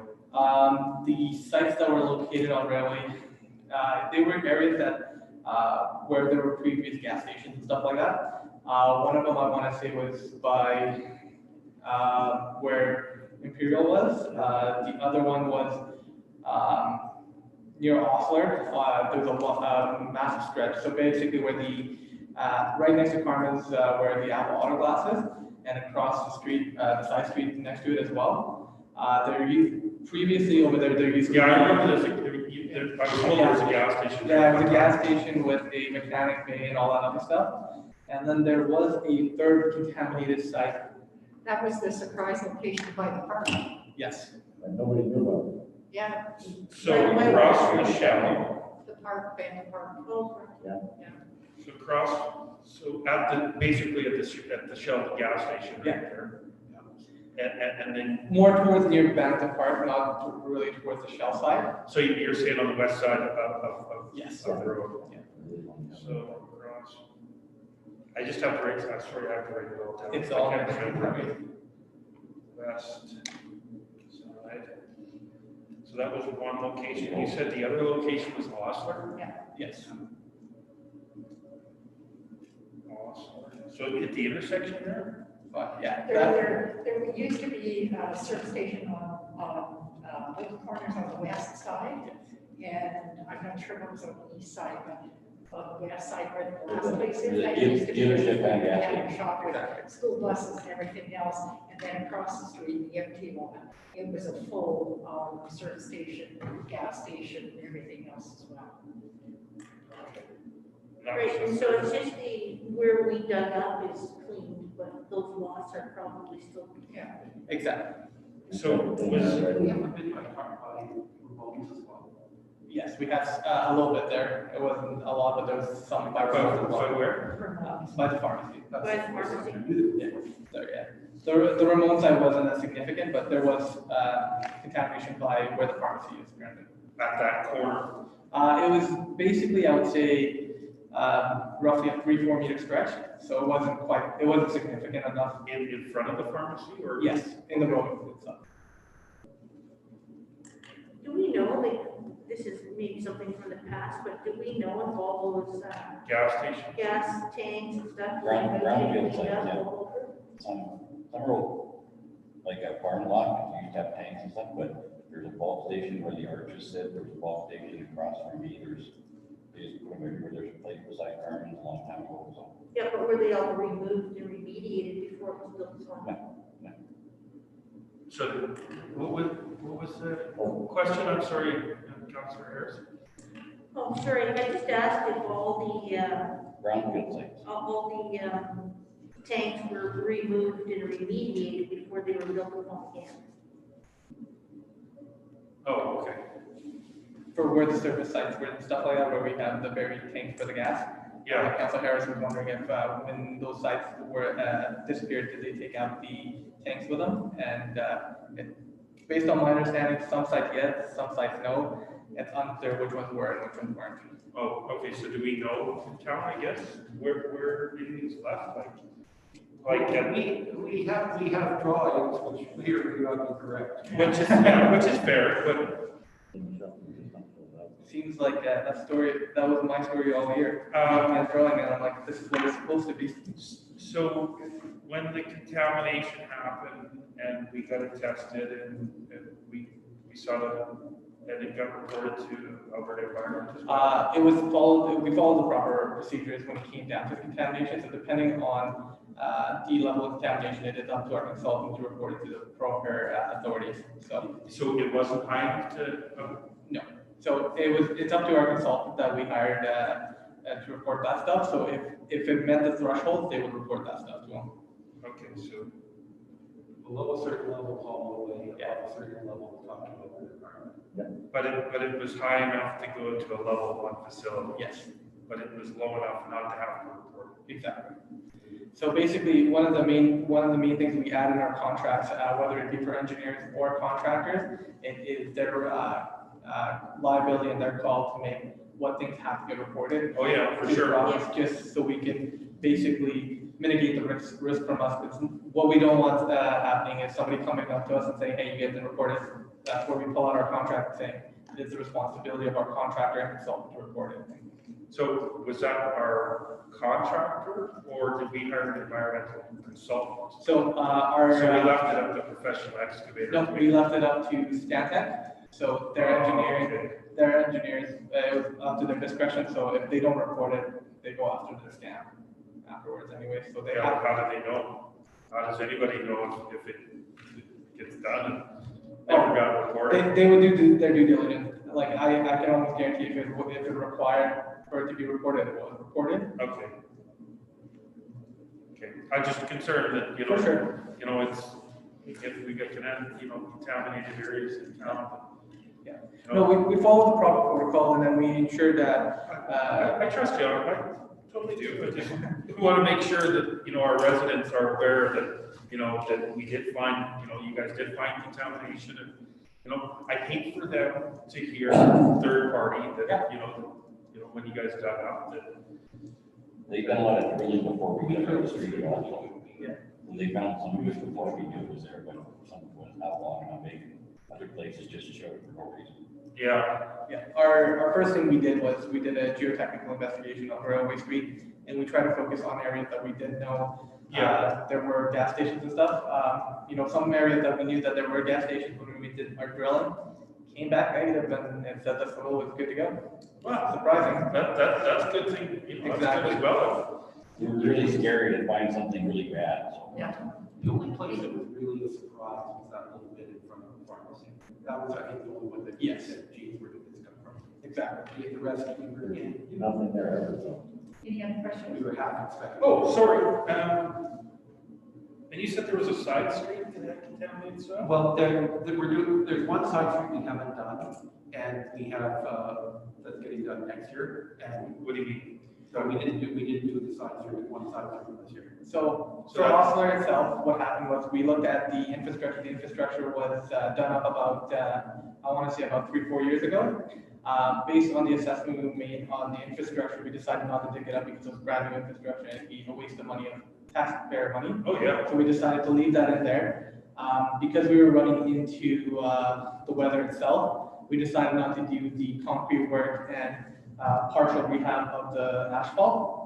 That will be done next year, just to ensure that it's functional. Gotcha, you don't have to dig it up. No. Exactly. We You don't just have have to, just, The underground's there, we just got to do the road. okay. Exactly. And we're reasonably sure that we might have supplies up there. And we want some money for that. Yeah. So you do have to dig it up. Well, we'll be taking it up, It'll depend on what we find. Yeah, but why do you have to dig it up? So If the infrastructure's there. what we have to do is we have to get rid of the concrete on the side. So the concretes do not meet the road layout right now. We're not going deep, right? We're not going deep, but the only thing is, for example, say if I rip up that concrete and we smell hydrocarbons, we have to test it. And we only have to replace the parts where we open up. Okay. We do that. Yes. Okay, I think that was, And these issues that are presented, these are high level. There's about 200 that was miscellaneous little pieces all over the place that I haven't included in here because I don't want to give you guys $500 ones all over the place because this would be a 10-page paper after. yeah, I get that, I appreciate that.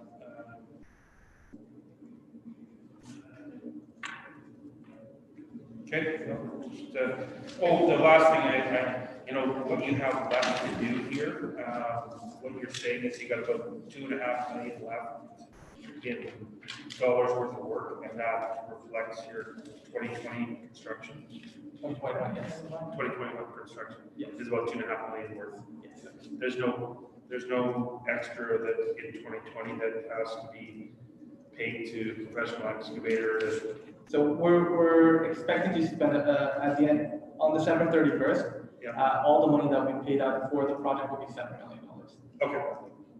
And then next year's will be 2.5 roughly. So you got your remaining tie-ins, sidewalks, and landscaping is 2.5 million. Yeah. And then okay, so the top lift is in there as well. yes, and as well we have to also incorporate Fortis's costs when they bring in the decorative lights. So those decorative lights we pay once it arrives and it's installed, and as well as all the shallow utility providers, so Shaw, Telus, and everything. Once they run their wires, we pay for that too, because we displaced it from this original area. Okay. In terms of lighting, we had sort of thought that, like I said, lighting might go in on the 17th. Yes. That can change. Exactly. We're hoping to get it in. We've been in contact with Fortis. We've been pushing them to try to get it in as soon as we can over here. And if that happens, maybe hopefully we can get the Christmas lights up. My lights off. Okay. Mayor. Okay, I think that's all the questions we have on that Railway Street construction update, Railway Street snow removal update. Did we need to visit that one? Or we already did that? Basically, we've done that. No, we've already done that. Anything extra, it doesn't require a motion because you. No, need it was to just determine- recommendation. Yeah, you're coming back with recommendations as to what type of equipment. Exactly. you would consider. And Okay. the reason why I was in camera was that it was competitive edge information for contractors. Yeah. All right. Perfect.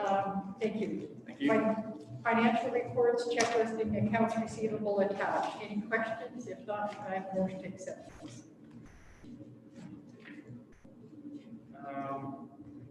I didn't, sorry, Mayor, I didn't see maybe I missed it. They should be attached.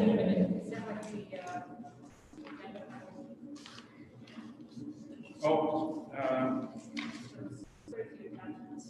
was it,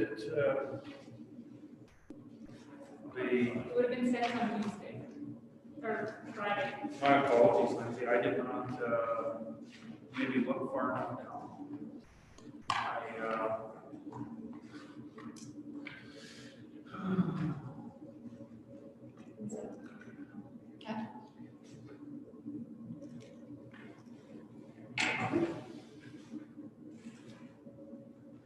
Yeah, they're there on Friday. Wait till we make this. Item number 8. Well, you know what, maybe.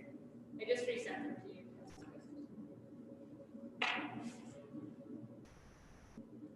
I'm sure there's nothing that sticks out. Okay. Yeah. I looked at it. You want to make a motion? I didn't see anything on Georgia. Okay. Okay, there is a motion on the floor. All in favor of accepting financials? Okay, all right. Let's take a 5-minute break. I concur, Mayor. One, you agree with me? No, I agree with you a lot. I do. I'm the question guy. That's okay.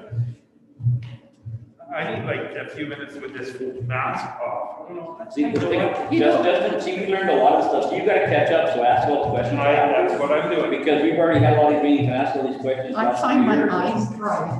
So you're catching up, you're doing pretty quick. I do have to learn. It's Justin, not Jason. Just checking. Yes.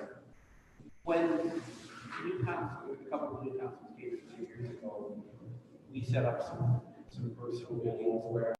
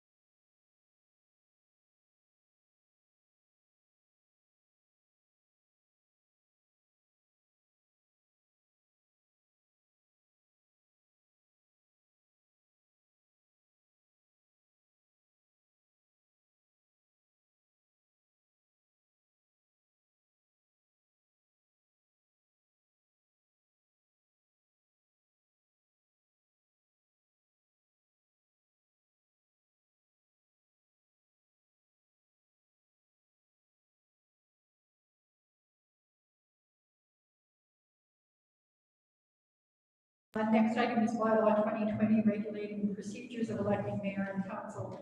Bylaw from 4 councillors to 6 councillors. And statistical information was that we went from 6 to 4 back in 1995.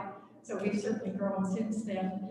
And part of what would pay for that difference is the removal of remuneration for all councillors that sit on boards and committees. So that can kind of contribute to it. I think it provides better representation for residents of Crossfield, and sometimes when there's a bit of a division on council, it's like one person's always voting one way or the other, and that can create more of a divisive council. So I think if we go with 7 in total, so 6 councillors and mayor, I think that will serve our community well.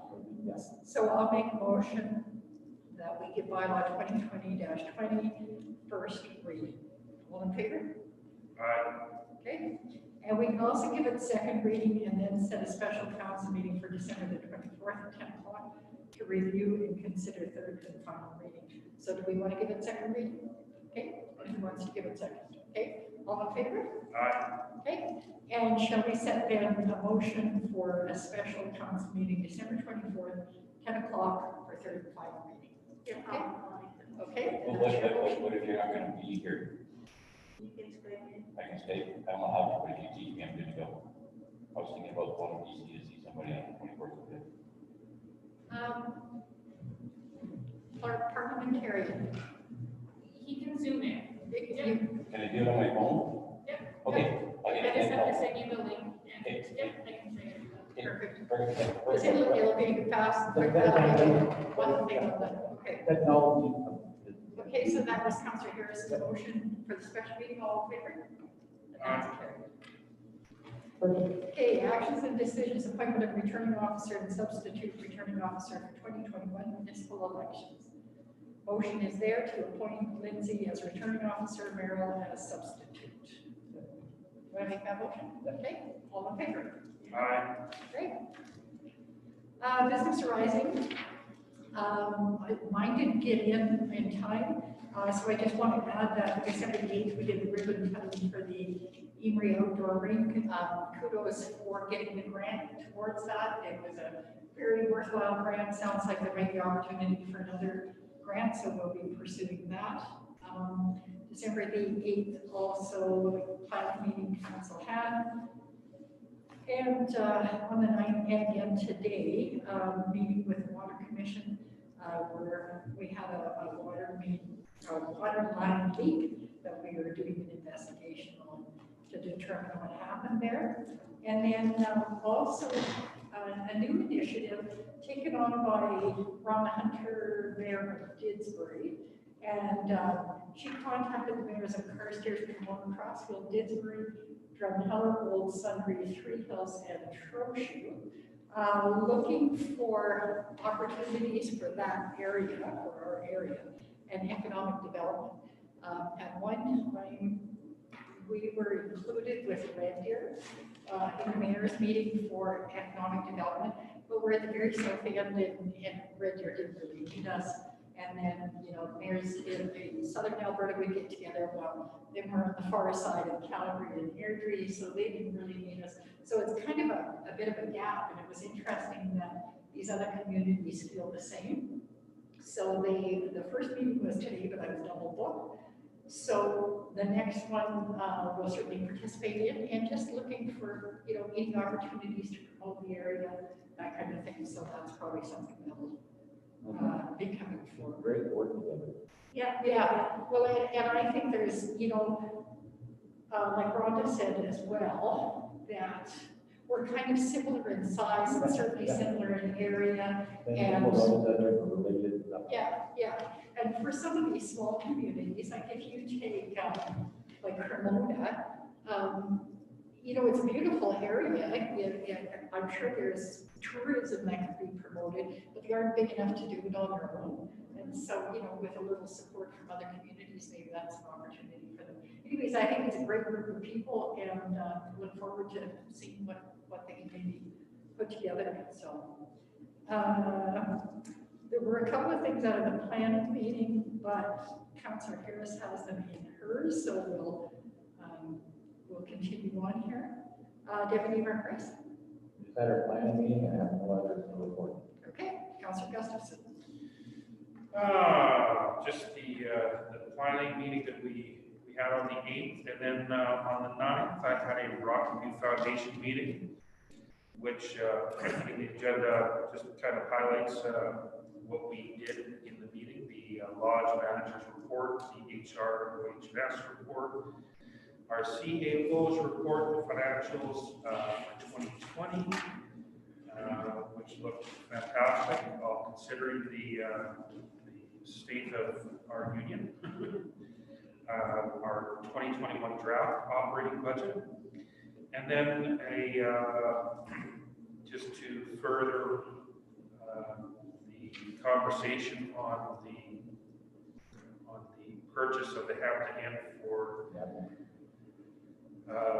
rejigging that building to a seniors lodge, and Minister Pond's letter of approval from the Alberta government, and for the financing to purchase the Hampton Inn. As we don't have anybody to ask questions, I am prepared to kind of, if anybody had any questions on that, it's pretty self-explanatory what we did, but good. That's it. Okay, Councillor Harris. Just as a follow-up on our December 3rd meeting, Council has implemented a report writing template for staff to use for council reports to lend consistent factual reports with recommendations to council. As you know, transparency is near and dear to my heart, and I just want to thank staff for posting the full agenda package online for all of our residents to see. And these reports will be attached to the agenda and posted in the future as well. We had talked about council making a decision on the handbus delegation. I'm not sure if you want to do that tonight or when you would like to do that. I mean, it's kind of one of the boards and committees that wasn't axed to begin with, but doesn't stand alone for any reason to be maintained. So if you want to make a motion on that. I do. I think that based on even some benchmarking that we've looked at in other municipalities, just giving a check and giving money and not sitting on the board, I don't think that we are obligated to sit on the board. So I make a motion that council does not sit on the handbus board anymore. And just for a little background information, I know in their bylaws, currently Crossfield isn't even listed, so yeah, as a service area, never mind being on the board. Okay, so that's the motion on the floor. All in favor of that? Aye. Okay, all right. And if administration will then having us know that as well, please. Continue on, Councillor Harris. Yeah, and I think that we've looked at the budget, we've addressed having more councillors, so that would end my staff report.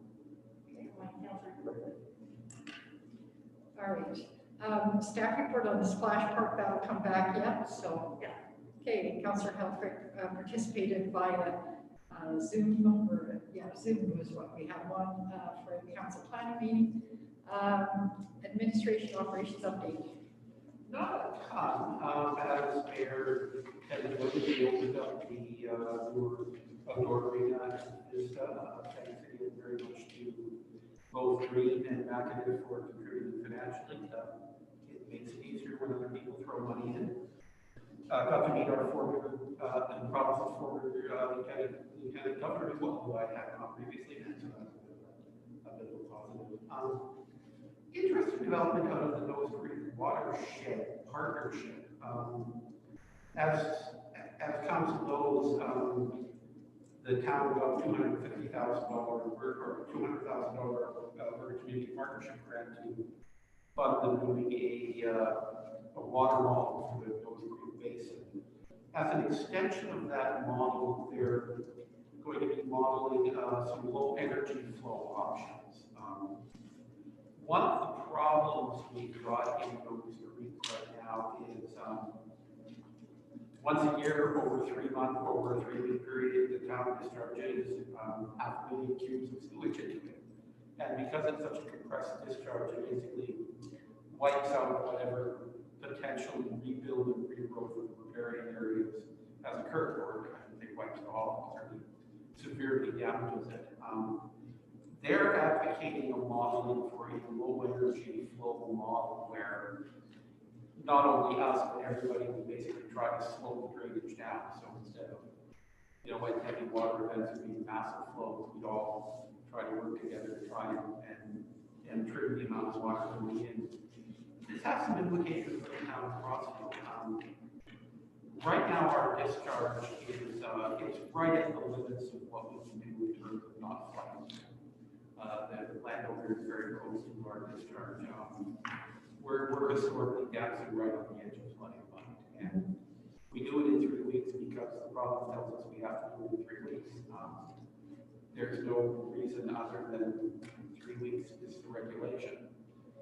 This would provide some scientific backup for operating environment to consider doing a longer but slower discharge, which would be better for the creek, and everybody agrees it's a better solution, but operating environment, they've got some regulations that are a little bit older than maybe they should be and need to be reviewed.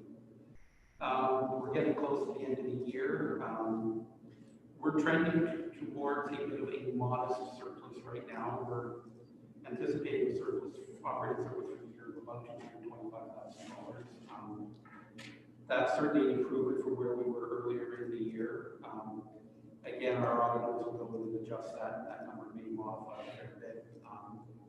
But if nothing horrible happens, we should end up on the positive side of the ledger. This is a nice return to admittedly modest surpluses. Last year, we did a lot of cleaning up on our books. We rolled off about $180,000 debt. A few other accounts we didn't think we had. That extra 180 drove us, barely into the red last year. It's nice if only symbolically into the right side of the ledger again. This council and the previous councils have worked pretty hard to get us into a balanced budget situation. It's a bit of a better foundation going forward into 2021. We are on skeleton staff here at the office because of the COVID restrictions. We're basically keeping 2 people here, one to answer the phones and the other for security, so we have 2 people in the building. We are still admitting citizens if they have to, but it's basically on a per appointment only basis. We're trying to obviously keep contacts as low as we can. That's really about it. We had our final meeting a week ago. We had 4 hours of reporting, so I don't have much new to tell you. The restrictions that we're going to have in the town office, can we have those posted on social media and on our sign here as well? Yeah, okay. It says we're open by phone, if you want to see us in person, by phone. All right. I had a question from a resident. They're asking, can Christmas lights be put up on any other poles around town? Sorry, could you repeat that? I couldn't quite hear that. The Christmas lights, those temporary poles don't have the hangers on them. Right. No Christmas lights this year? Yeah. Yes, you can answer. Yeah. I think I can answer. Because the original poles, they did have those and then they hang off there. These temporary ones, I mean, they're not really. There's a lot of people that visit. Well, I know, but it hardly seems worth the cost of putting them on those temporary poles. Yeah, no, If the stars align and we get our polls from Fortis in the next few days, would council like to put up the lights for a few weeks? Yeah, I know we can. I think it'd be nice. Yeah. Okay. I think you're right, so. Oh, sorry about that. There you go. I can hear you. Yeah. I mean, if it works out great, and I mean, otherwise, next year. Yeah. So, okay, any other questions? If not, I motion to accept the administration operations update. I did have some questions on some of this. Okay. Or is that, Sure. can we go through that before we make that motion?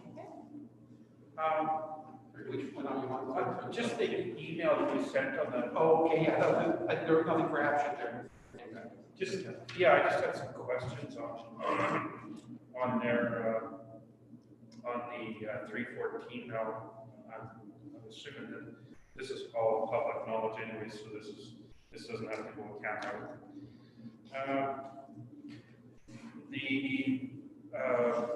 On 314, they need to grant an extension on their permits. We have to vote on that, correct? Yes. Okay.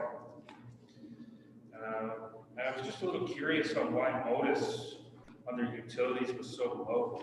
Because it's so different than anybody else. All three, well, all the other three on that list, they all use a substantial amount of water, just inherently what they do. Plastifab uses a steam process for their extruded polystyrene. Yeah. 314 pure gross stuff, and Maxfield, they use an enormous amount of water, or at least they used to, they don't anymore. Starting to recycle, but they would use a compression vessel in their vessel. Yeah. Modus, it's a lunchroom with some toilets and some sinks. There's nothing inherent in what they do. They use some water. So I know that taxes, it's kind of a, here's your money, but utilities, what kind of net does the town, what kind of percentages does the town actually get from Plastifab's $472,000 of utilities? I guess it depends how you want to look at it, whether you include capital costs or not. I mean, out of $4 in utility revenue, we have about $1.30 in direct costs. In terms of buying the water, et cetera, lots of water and sewer. I guess what I'm asking. But if you advertise value over it, our net on this probably around 15%. So 15 points on this. Would be our net after including amortization on the assets that deliver the water and sewer. Okay. So when you're talking utilities, it's just water and sewer. They collect. I think they all have a garbage collection, but that's okay. Yeah, it's like a few hundred. Yeah. That's just yeah. I'm just trying to figure out what's really at the end of the day. What is the utilities worth to us? Is it Well, what it is you're thinking incremental utilities are worth a lot to us. Yeah. Because, like for example, 314 pure, that's water we didn't sell, or that's water we used to not sell. Yeah. And the water main was already in the ground, the sewer main was already in the ground, so we're now getting a return on something we already paid for. Certainly. I just threw those numbers out there just because I wanted to give you guys a comparison of what's happening. Yeah, for sure, that sounds good. And I didn't parse out our net margin on utilities, and I can certainly do so. But. Okay. Just jumping now to the golf course.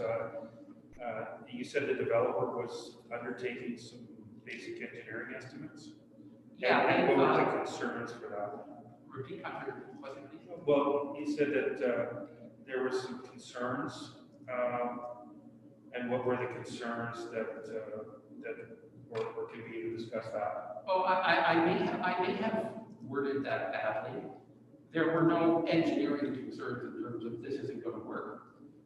In discussions with the golf course had raised some concerns about sequencing and phasing and stuff like that. Okay. So I apologize if I awkwardly worded that. And is that actually in the public domain? That was a question of mine as well, because I think it was.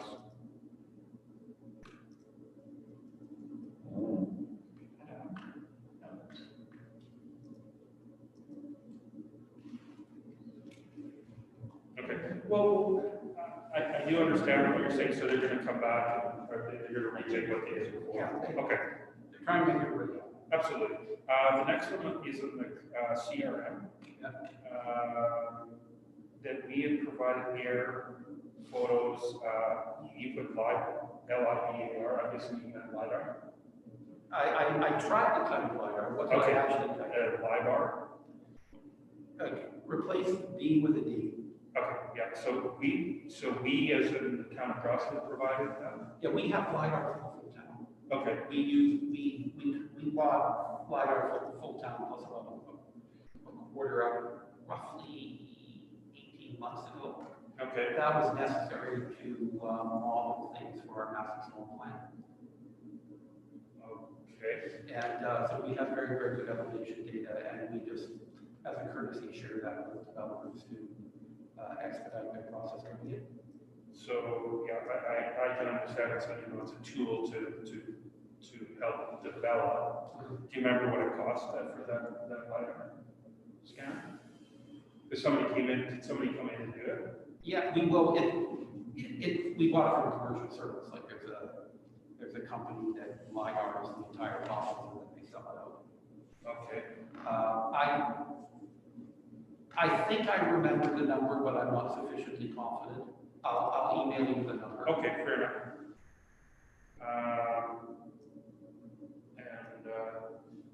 And same with the air photos, we had that done. Yeah, we actually have a couple sets of air photos.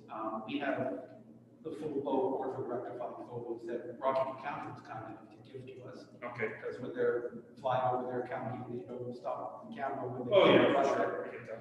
And then as a tourist, this in terms of getting some very, very good, high quality images for using promotional materials.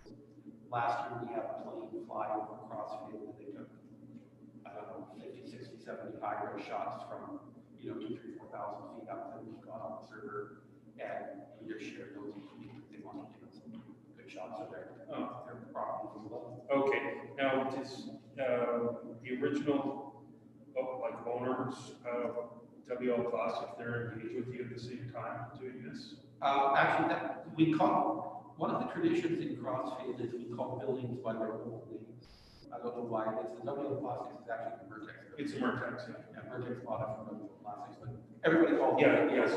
So Vertex still owns it, correct? Vertex still owns it. And they're engaged at the same time with you to Yeah, kind of sell this. we've worked with their president. We've maintained a very good relationship with him. He still wants to move to Crossfield, but it got blown up at the end. But anyway. Okay. Yeah, he's a good guy. He's very, very good. I didn't quite get to the second one, so the second page, I didn't have a chance to go through that, but I think that was good. The only thing I have left from and it was a report from before, is the town petition that you had mentioned at the bottom of one of your reports here about 2 or 3 weeks ago.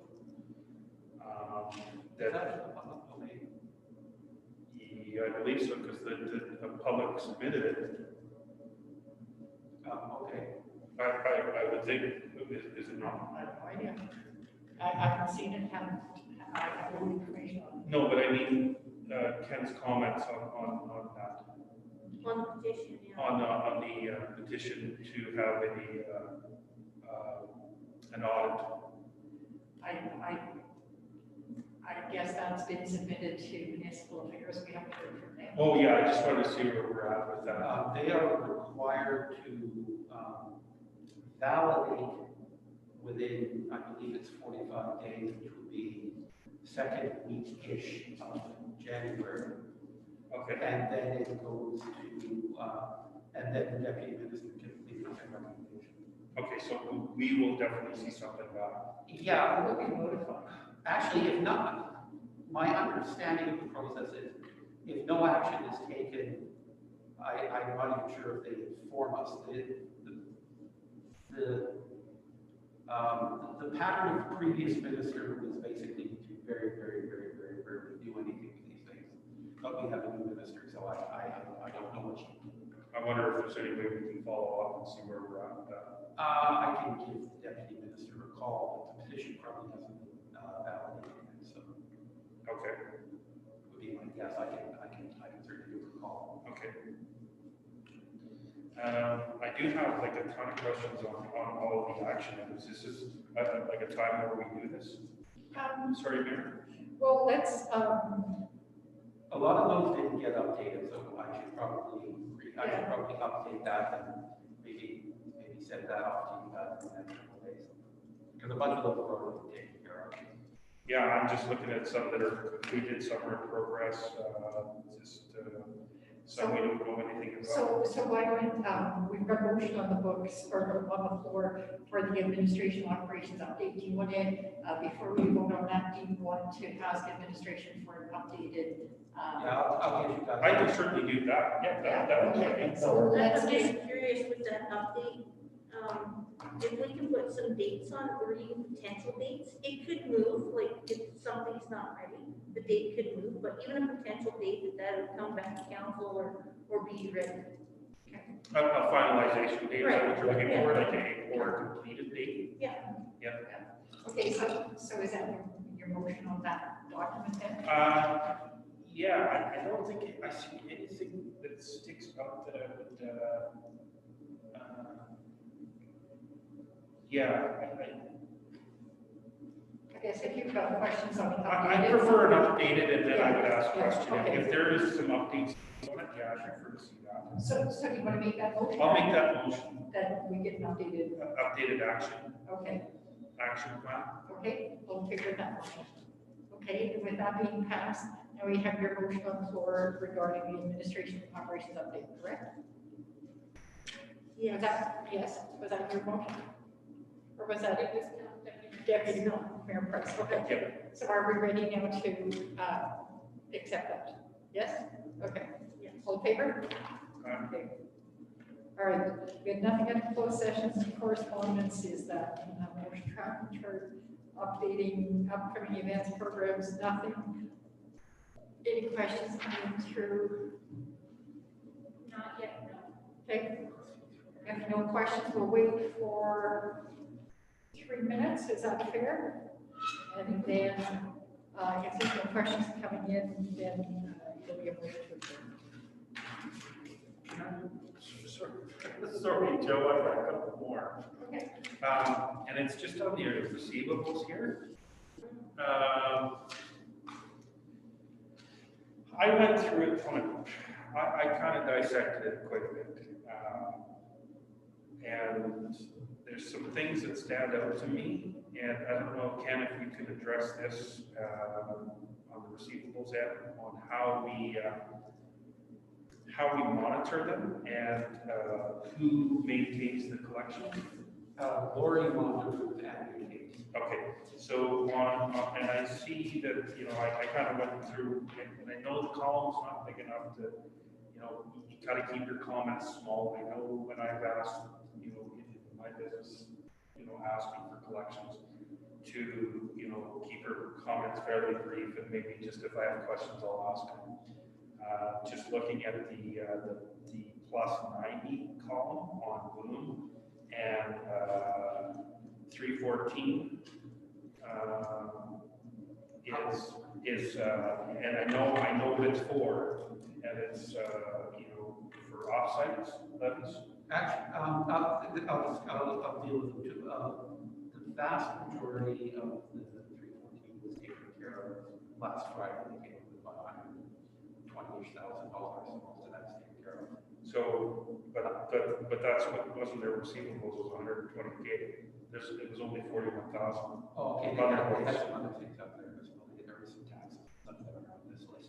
So why would their taxes not be on the receivables? Because we don't put taxes on the receivables. It's a different list. Okay, so do we see that list? I'm not sure if that's public information. I can certainly give it. Tax arrears aren't public information until such time as they're in arrears. Until they go for tax. Until they go, I believe it's 3 years they become public. I have to look at that regulation. The Boom one is, I'll give you the history of the Boom one. Both the auditor and myself don't like the way it's showing up on our books, but we haven't figured out a better way to do it. What happened is 810, the people who used to own the building, they owed us some development levy money, and that money never got paid to us because 810 went into bankruptcy. Yeah. That offsite levy remained with the property. Okay, so it is now the obligation of Boom. But just like we do with every other developer, we give them several years to pay it. We stage it over time. That's the standard development agreement we have. So even though that represents the full amount of money, but they're not actually behind it because it's been staged over time. How long is it? I believe it's 5 years is the development agreement.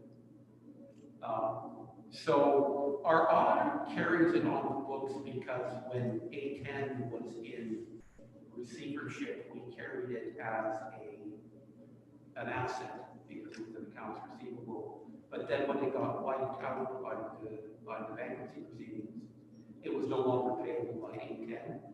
So that money is still eventually going to get to the town, but it's an obligation that the town is owed, but it's not a receivable in this year. It's a receivable in the next 3 years. Yep. So I've been talking to Jeff and Lori about a better way to have this on our books, and I'll talk to Jeff and that's our statements again this year. But it's Boom isn't behind on that, but it's an obligation or liability or accounts receivable. Well, it's a receivable, it still has to stay in their phone. Yeah, so I don't like the way it's presented, but we haven't been able to come up with a better way of presenting it, so. Yeah.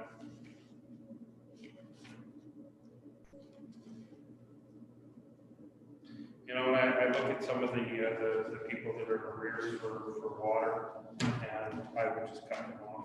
That's what I would do. That's just me.